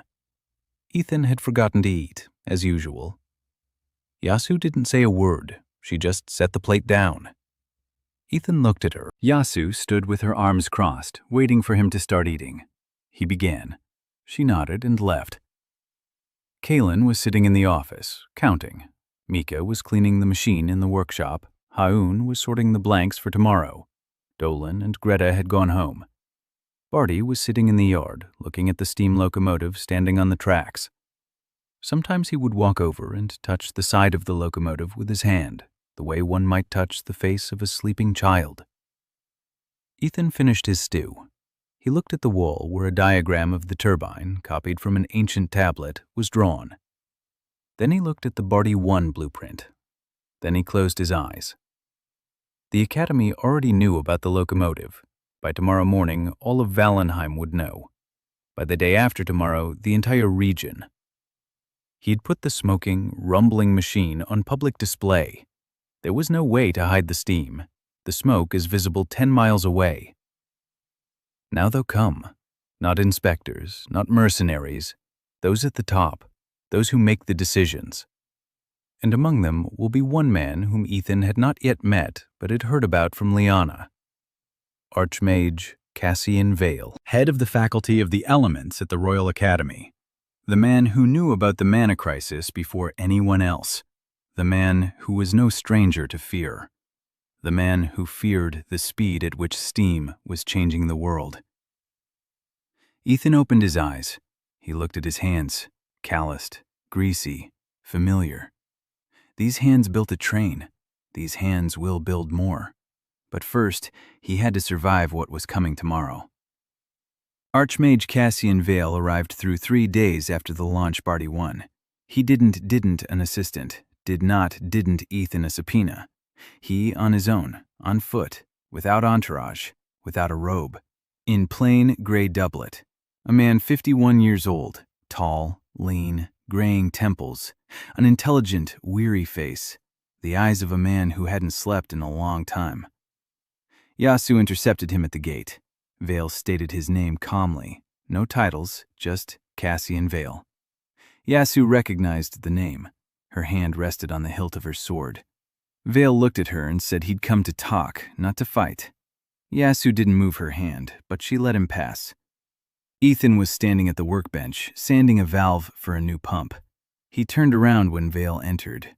They looked at each other for a long time. Two people who knew everything and nothing about each other at the same time. Vale was the first to break the silence. He said he'd seen the steam locomotive. From a distance, the smoke was visible 10 miles away. Ethan nodded. Vale said it was impressive, and that it was dangerous, not for mages, for the world. Ethan set the valve down on the workbench. He wiped his hands. He asked why it was dangerous. Vale didn't answer right away. He walked through the workshop. He looked at the machines, at the blueprints, at the workers who had frozen in place and were watching him go by.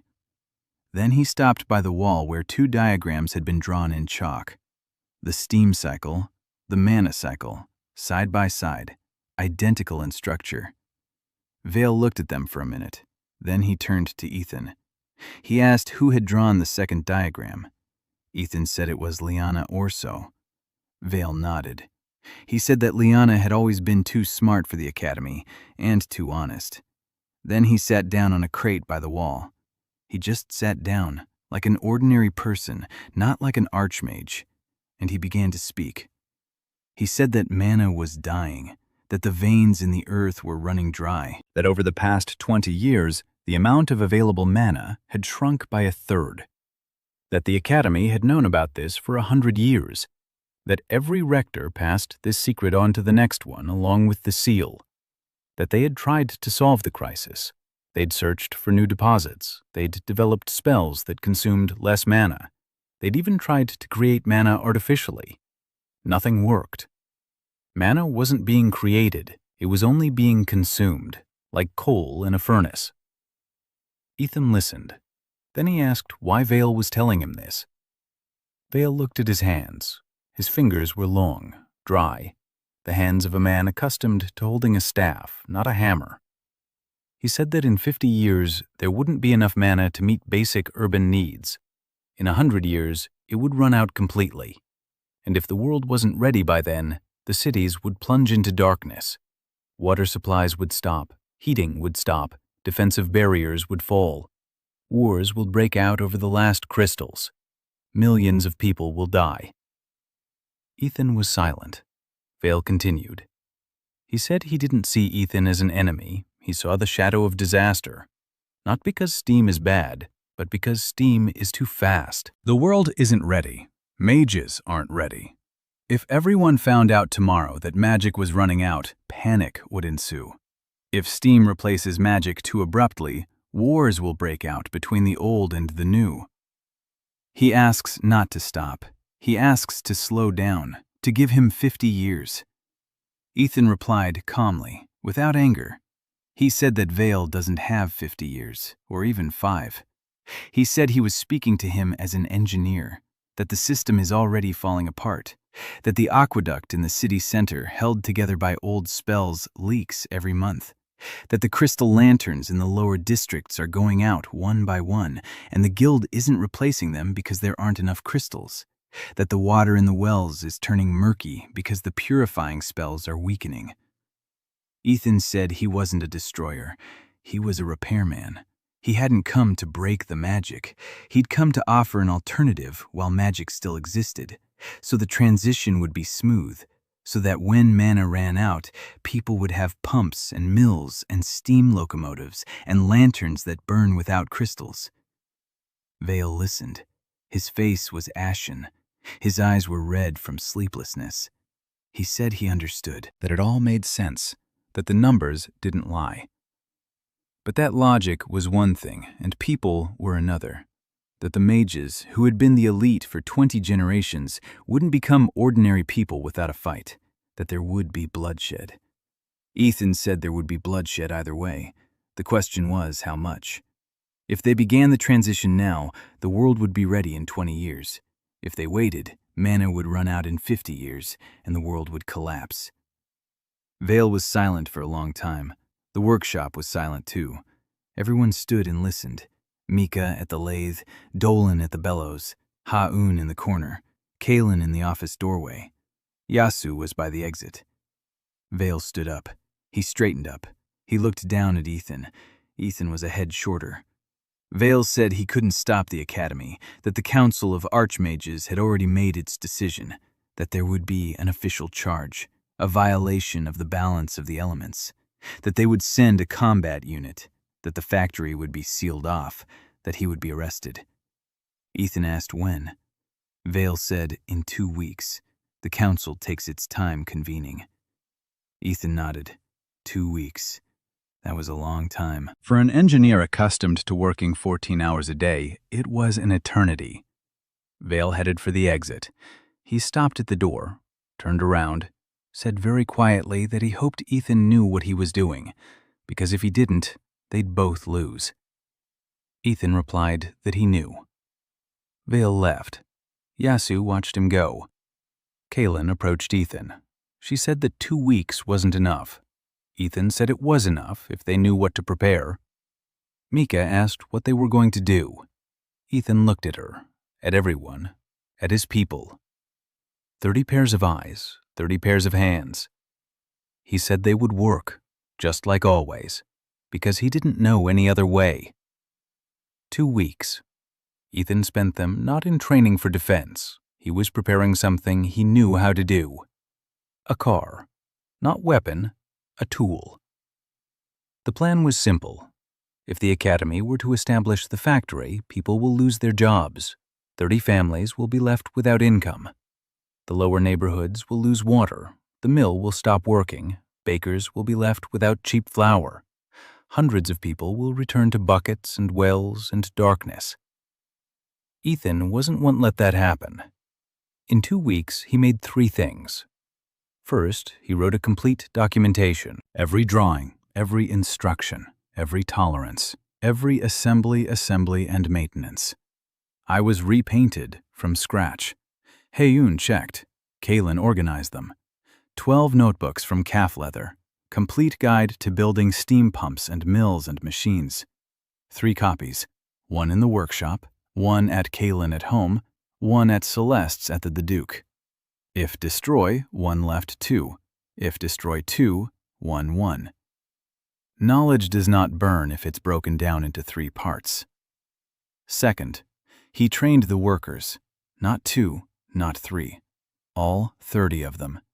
Every worker at the factory had completed the full training course over the past 2 weeks. Each one knew how to assemble a pump from scratch. Each one knew how to repair a boiler. Each one knew how to cut threads and lap a piston. Mika administered the exam herself. Anyone who failed had to retake it. Everyone passed. Ethan stood and watched as his people worked, on their own, without his instructions. The factory ran without him. That had been the goal from day one, not to create a machine that depended on a single person, but to create a system that ran on its own. Third, he built a spare pump, a big one, powerful, capable of pumping water for an entire neighborhood. He hid it in Irma's basement, disassembled, in boxes, with instructions on the lid of each box. If the factory were shut down, people would be able to assemble the pump themselves, without him. Kalen asked why he was preparing as if he wouldn't be there. Ethan replied that an engineer always prepares a backup plan. Kalen looked at him for a long time. Then she told him not to dare go anywhere, that she hadn't filled 3 ledgers just so he could heroically vanish. Ethan promised. Celeste came by every day. Duke Wayne was preparing a legal defense, letters to the royal court, protests to the Chamber of Commerce, appeals to other duchies. But Celeste admitted frankly that a legal defense might not work. The Academy's combat unit isn't made up of inspectors with paperwork. They're mage warriors. An archmage's seal takes precedence over a duke's. Only the king can overturn the council's order, and the king remains silent. Liana arrived on the 10th day, pale, with trembling hands. She said she'd been removed from her post for associating with a heretic. That's what they called Ethan at the academy now, a heretic, a person who denies the divine nature of mana. Liana lost her professorship, lost her laboratory. She lost access to the library, overnight, for asking the right questions. She stood in the workshop with a bag slung over her shoulder, not knowing where to go. Ethan silently pointed to an empty workbench. Liana sat down. She took a book out of her bag, that very one, the old one, with silver clasps, the only thing she'd managed to grab. She said that this book was now evidence, that the Academy had declared its contents heretical, that all copies had been confiscated. This was the last one. Ethan took the book. It was heavy. It smelled of old leather and something else, something electric, like ozone after a thunderstorm. He opened to a page with text about the Mana network. He ran his finger over the ancient letters. Someone had written these words thousands of years ago. Someone who knew the truth. That magic isn't a gift from the gods. That magic is infrastructure built by engineers. He closed the book, handed it to Liana, said they needed to make a copy of the text. Liana nodded. Mika took out a blank notebook. Liana began translating, line by line. Ha-Un sat nearby, sharpening knives, just because, to be there. Yasu stood by the door. On the 13th day, Vale arrived, again without an entourage, again in a simple doublet. His face was ashen. He said the council had expedited its decision. The combat unit would arrive tomorrow, not in 2 days, tomorrow. Ethan nodded. He thanked him. Vale stood there for a moment. Then he said that if he could, he would have stopped this. Ethan replied that he knew. Vale left. Ethan gathered everyone, 30 workers, Mika, Dolan, Barty, Ha-Un, Kalen, Liana, Yasu. He said they'd be coming tomorrow, that the factory might be shut down, that he might be arrested, and that none of them were obligated to stay. Whoever wanted to leave could go. No hard feelings, no shame. Silence. A long silence. Then Dolan stood up. Quiet, weary Dolan, who had considered himself second-rate his whole life. He said he was a blacksmith, that he was needed, and that he wasn't going anywhere. He sat down. Artie stood up. He said wherever his brother went, he'd go too. He sat down. Mika didn't stand up. She simply raised her hand, holding a file, and said she had work to do. She needed to finish grinding a batch of valves by morning. Haun didn't say anything. She walked over to the workbench and began inspecting the blanks, just like every day. Kaylin opened the ledger and said they had 32 unfulfilled orders and that she wasn't going to lose any customers. Liana adjusted her glasses and said she hadn't finished writing a chapter of her translation and that if Ethan stood there like a statue instead of working, she wouldn't vouch for him. Yasu said nothing. She checked the sword, she checked the bolts on the gate, she checked the guard posts, and she stood by the door, just like every night. Ethan stood in the middle of the workshop. 30 people went back to work, as if nothing had happened, as if tomorrow were just another ordinary day. He swallowed hard, turned away, and went back to work too. The night passed in silence. The workshop hummed with activity, the clang of hammers, the hiss of steam, the screech of a chisel, the usual sounds of a typical night shift. Only Yasu was awake, and Ethan was awake too. He sat at his workbench, staring at the diagram on the wall. 2 schematics, the steam cycle, the mana cycle. Identical. Someone had solved this problem long ago. Someone had long since combined fire and magic into a single system. Someone had built a world and left, leaving behind a network that was slowly crumbling. Ethan looked at the diagrams and thought, if the ancient engineers had been able to embed energy into the very fabric of the world, then perhaps there was a way to replenish it. Not with magic, not with steam. Something at the intersection of the two. But that could wait. Right now, he had to get through tomorrow. Morning was quiet, too quiet for a city. Ethan stood at the gate of the city and felt it, just as I felt the pressure in the boiler. Based on the absence of sound, the street is empty, the shops are closed, the shutters are locked. People knew the mages were coming. The combat unit appeared an hour after dawn, 12 mages in full battle gear, blue robes with silver runes, staffs, shields of compressed air around each of them. They marched down the street in formation. The commander led the way, a woman with a stern face and short-cropped hair. In her hand, a scroll bearing the seal of the Council of Archmages. Yasu stood at the gate. 4 of her men stood behind her. Their swords were drawn, a futile gesture against 12 combat mages.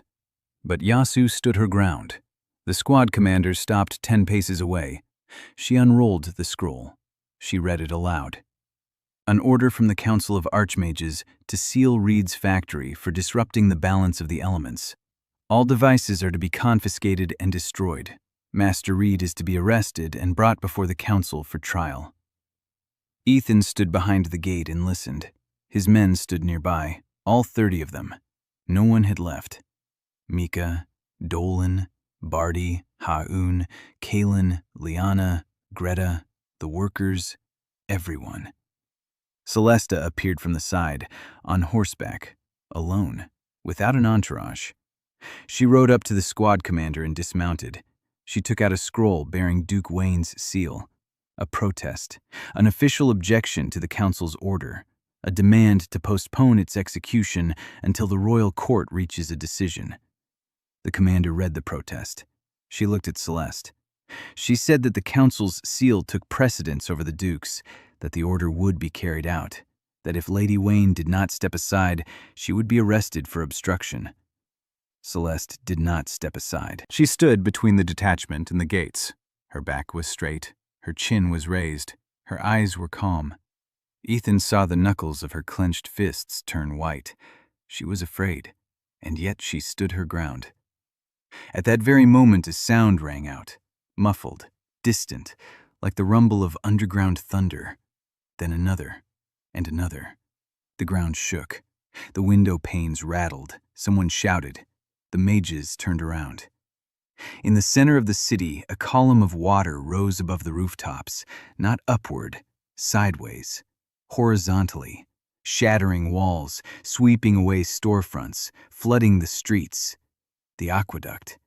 Vallenheim's main aqueduct. An ancient magical conduit that had supplied the entire city with water for 200 years. It burst. It didn't crack, it burst. It ruptured in 3 places at once. The old spells that had held the pressure in place could no longer do so. The mana in the runes had burned out. The stone couldn't hold. Water gushed out. Thousands of gallons per minute. Half of Vallenheim was left without water. The other half was drowning. The combat squad commander stood and stared at the column of water towering over the city. The scroll in her hand trembled. She turned to Ethan, then back to the city. Then she contacted someone through the amulet around her neck. She spoke quickly. She listened. Her expression changed. An order. The combat unit turned and ran toward the city center. The breach in the aqueduct was more important than the factory. Celeste remained where she was. Ethan stood where he stood.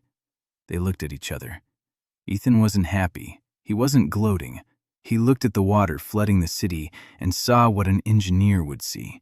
A catastrophe. A system failure. The destruction of infrastructure that no one could repair. Exactly what he'd told Vale. The system is falling apart, right now, right before their eyes. He turned to his people. He said 3 words. Get the big pump ready. The factory exploded with activity, not figuratively, literally. 30 people worked as a single organism. Mika ran the precision assembly shop. She assigned tasks. She checked tolerances. Her voice rang out over the shop like blows on an anvil. Hae-yoon stood by a pile of blanks and inspected each one. She listened. She tapped. She nodded or set it aside. Not a single questionable part made it through. Dolan was forging. Barty was hauling coal and copper. Greta was soldering seams on the boiler. 4 female workers were assembling the pipeline. Kaylin had sent pigeons through her networks to coal depots throughout the region. A lot of coal was needed. Now. Immediately. By evening, the first carts loaded with coal were already rolling through the factory gates. Kaylin stood with the ledger, inspecting each one. She counted, she paid, she counted again. Celeste, through her father, secured permission to lay the pipeline through the city center. Duke Wayne acted quickly. Seal, signature, order to the city magistrate. Permission was granted in 4 hours, a record for any bureaucracy in any world. Liana stood at the forge. For the first time in her life, a hammer in her hands, an apron over her robe. She was forging pipe fittings next to Dolan, next to a non-mage blacksmith. An archmage and a non-mage, shoulder to shoulder, at the same forge. Dolan looked at her. She looked at him. He nodded. She nodded. No more words were needed. Yasu and her people were guarding the perimeter. From whom? From the very same people the Academy could have hired just yesterday. Vale arrived at night, pale from lack of sleep. The Elementalists' Guild couldn't handle the breach. The old spells couldn't withstand the pressure. The new ones required mana that wasn't there. The city was drowning and drying up at the same time, half without water, half underwater. Vale approached the gates of the factory. Yasu recognized him. She let him through. He walked through the workshops, past the workers, past the machines, past the clanging, hissing, and rumbling. He stopped in front of Ethan. Ethan was standing by the boiler of the new pump, the largest one he had ever built in this world, the size of a small barn. His hands were covered in oil, his face smudged with soot, his eyes red from lack of sleep. Vale didn't give an order. He asked, "Master Reed, I need your contraption." Ethan was silent for a long time. He looked at Vale, the man who had been trying to destroy him for 5 months, the man who had sent inspectors, the man who hadn't stopped the mercenaries, the man who hadn't stood up for him when Liana was expelled, the man who had stood by and watched as the Academy declared the pair heretics. Now this man stood before him and was asking for help. Ethan could have refused. He could have said that the city deserved it, that the mages deserved it, that they should fend for themselves since they were so powerful. He looked past Vale's shoulder. People were standing outside the factory gates. Not mages, ordinary people, with buckets, with rags, with children in their arms. The very same non-mages from the lower districts who were the first to lose water when something broke, and the last to get it back when it was fixed. Ethan nodded. All night long, the factory worked as a single organism. Ethan stood by the boiler and gave orders, calmly, precisely. Every word carried weight. Mika, give me an 8-inch pipe. Dolan, attach it to the right flange. Haun, check the seam on the boiler. Kalen, how much coal is left? Barty, bring 2 more cartloads. Liana, hold the lantern higher. Yasu, shoo the onlookers away from the boiler. Greta, water for the workers.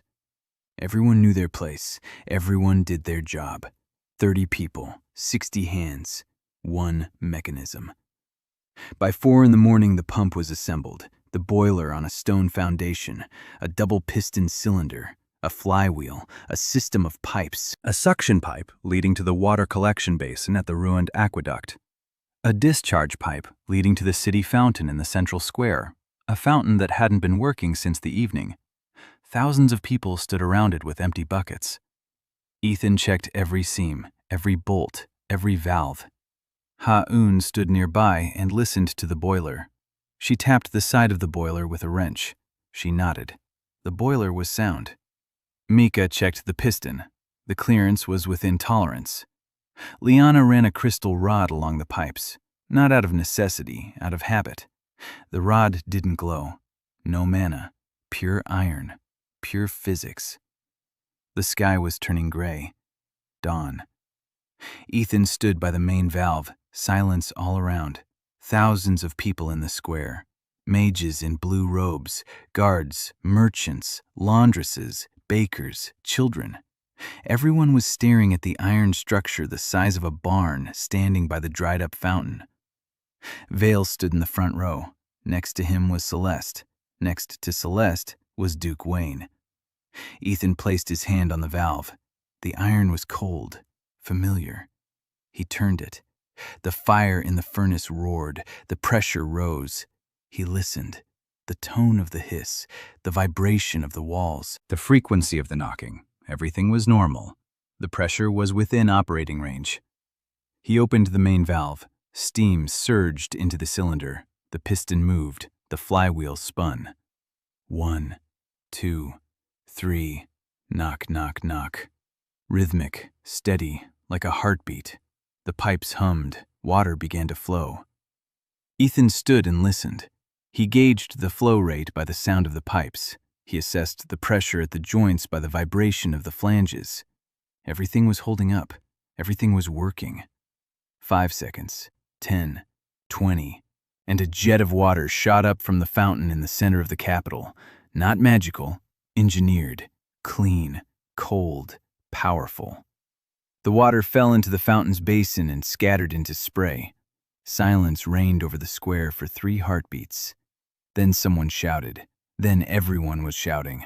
People rushed to the fountain with buckets. They scooped up water. They drank. They splashed it on their faces. Children climbed into the basin. Their mothers didn't stop them. They stood there themselves, their faces wet, watching the water. Cassian Vale stood next to the pump. He looked at the water, at the people, at Ethan. He said very quietly, "Only Ethan, the boy. I lost, thank you." Ethan didn't answer. He looked into the crowd. There in the back rows stood Granny Irma, old, hunchbacked. With an empty bucket she no longer needed. She was whispering to her neighbor. Ethan couldn't hear the words, but he knew what she was saying. "The pump is ours." Our handyman made it.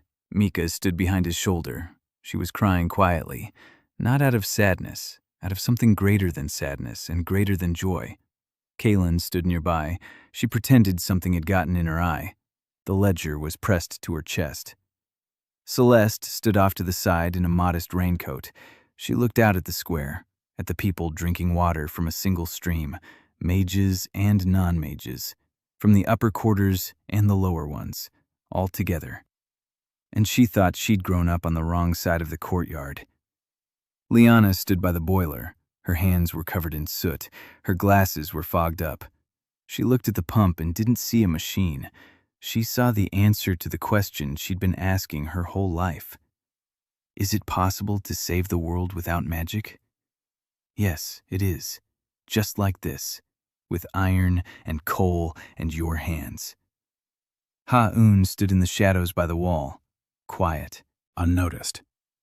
She looked at the people with their buckets and remembered her village, the one that had burned down, her grandfather, the blacksmith, the one who had perished, the hammer in his hands, the clang of metal. She clenched her fists. Then she unclenched them.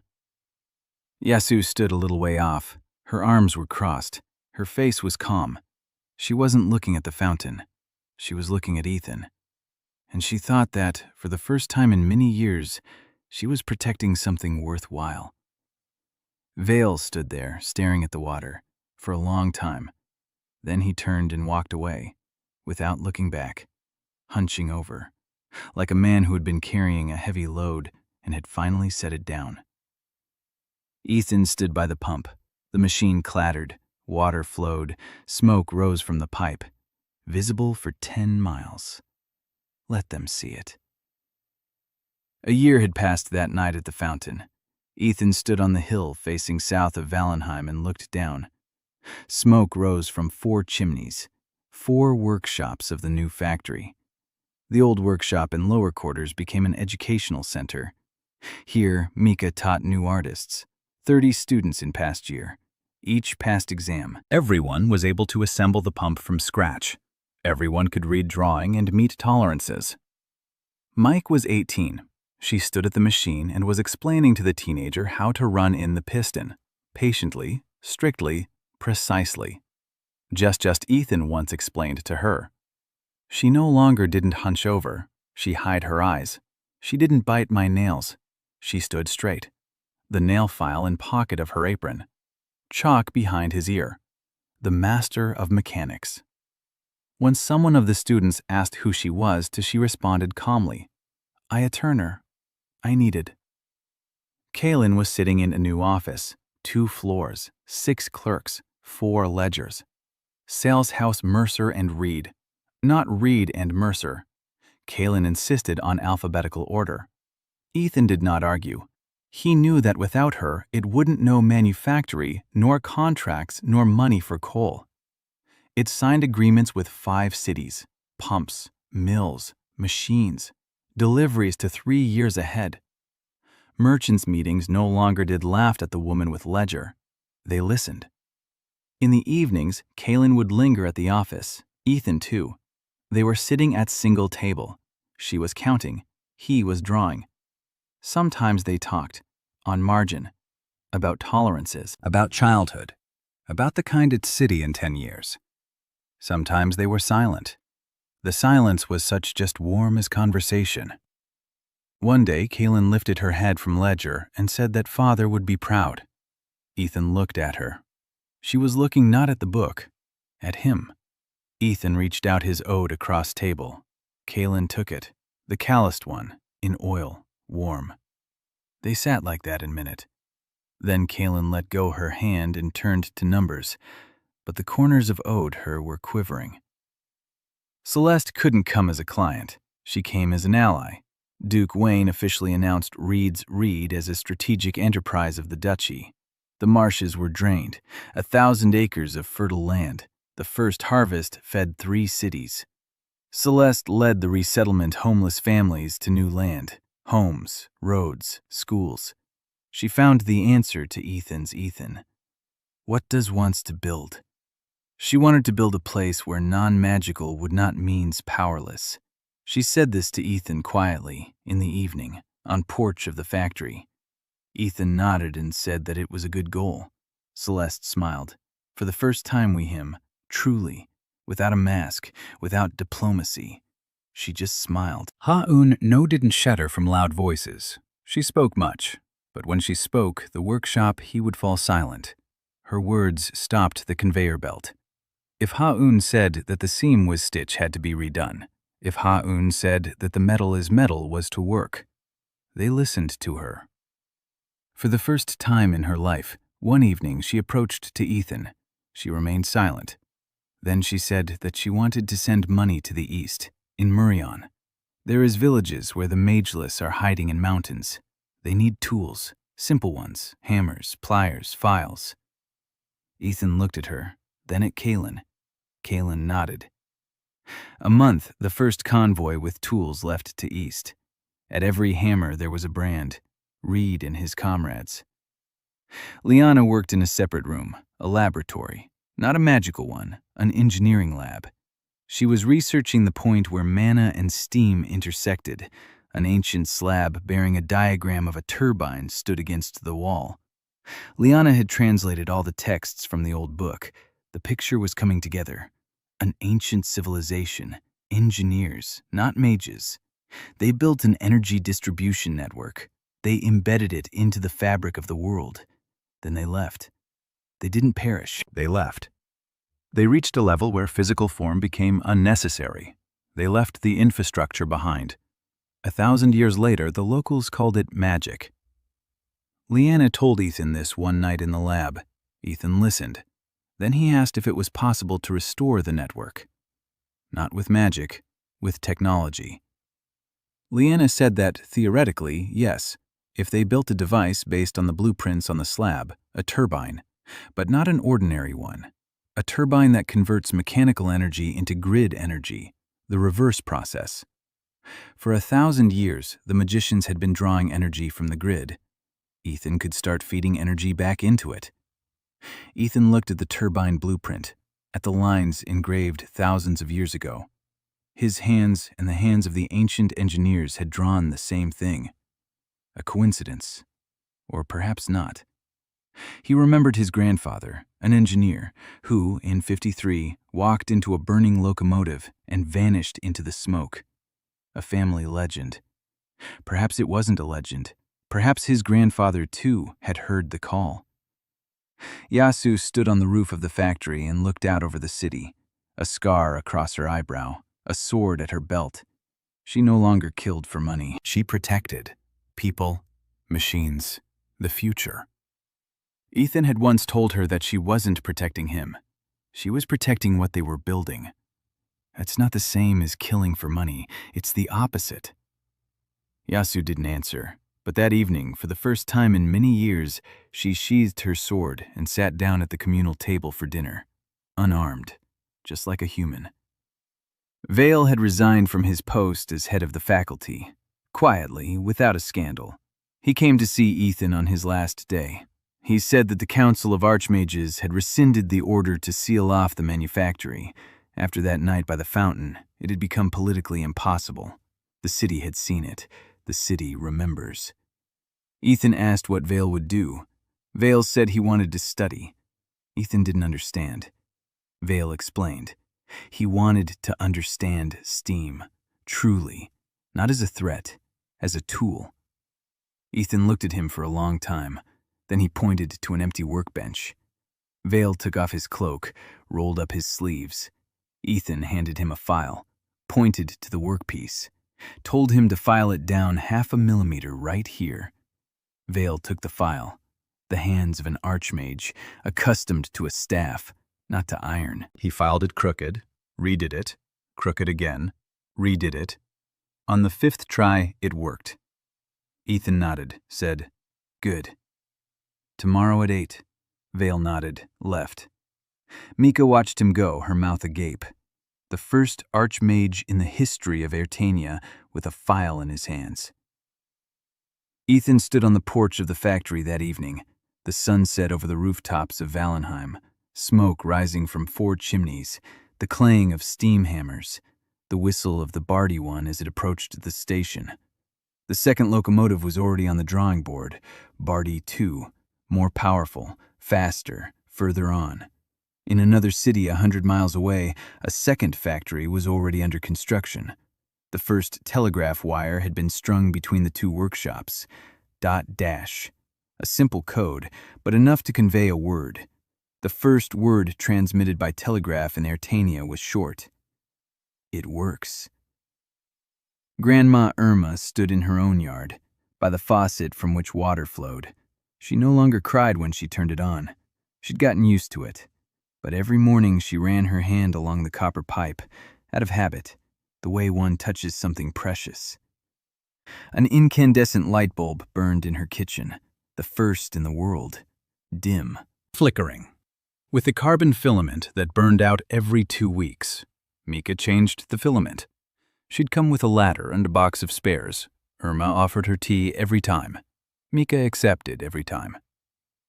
Ethan watched the sunset. Kaylin stood beside him, shoulder to shoulder, just like back then, just like always now. She said a delegation from the Northern Kingdom would arrive tomorrow. They want to buy pumps. Ethan nodded.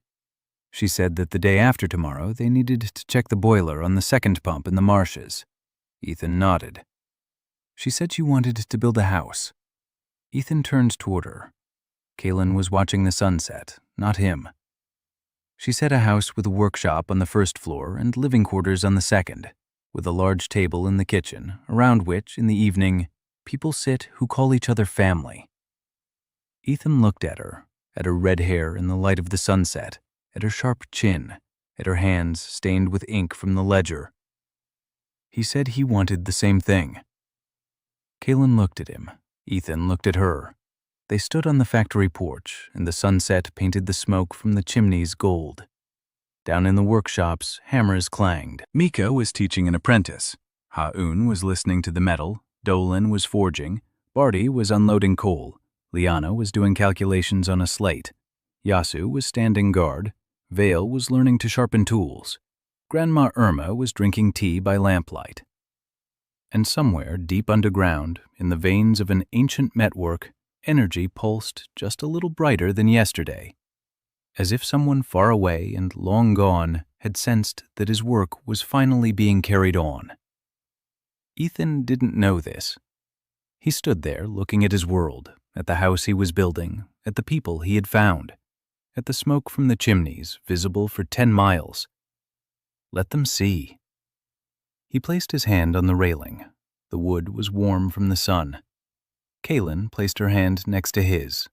Their little fingers touched. Ethan smiled. For the first time in 2 lifetimes, he was home.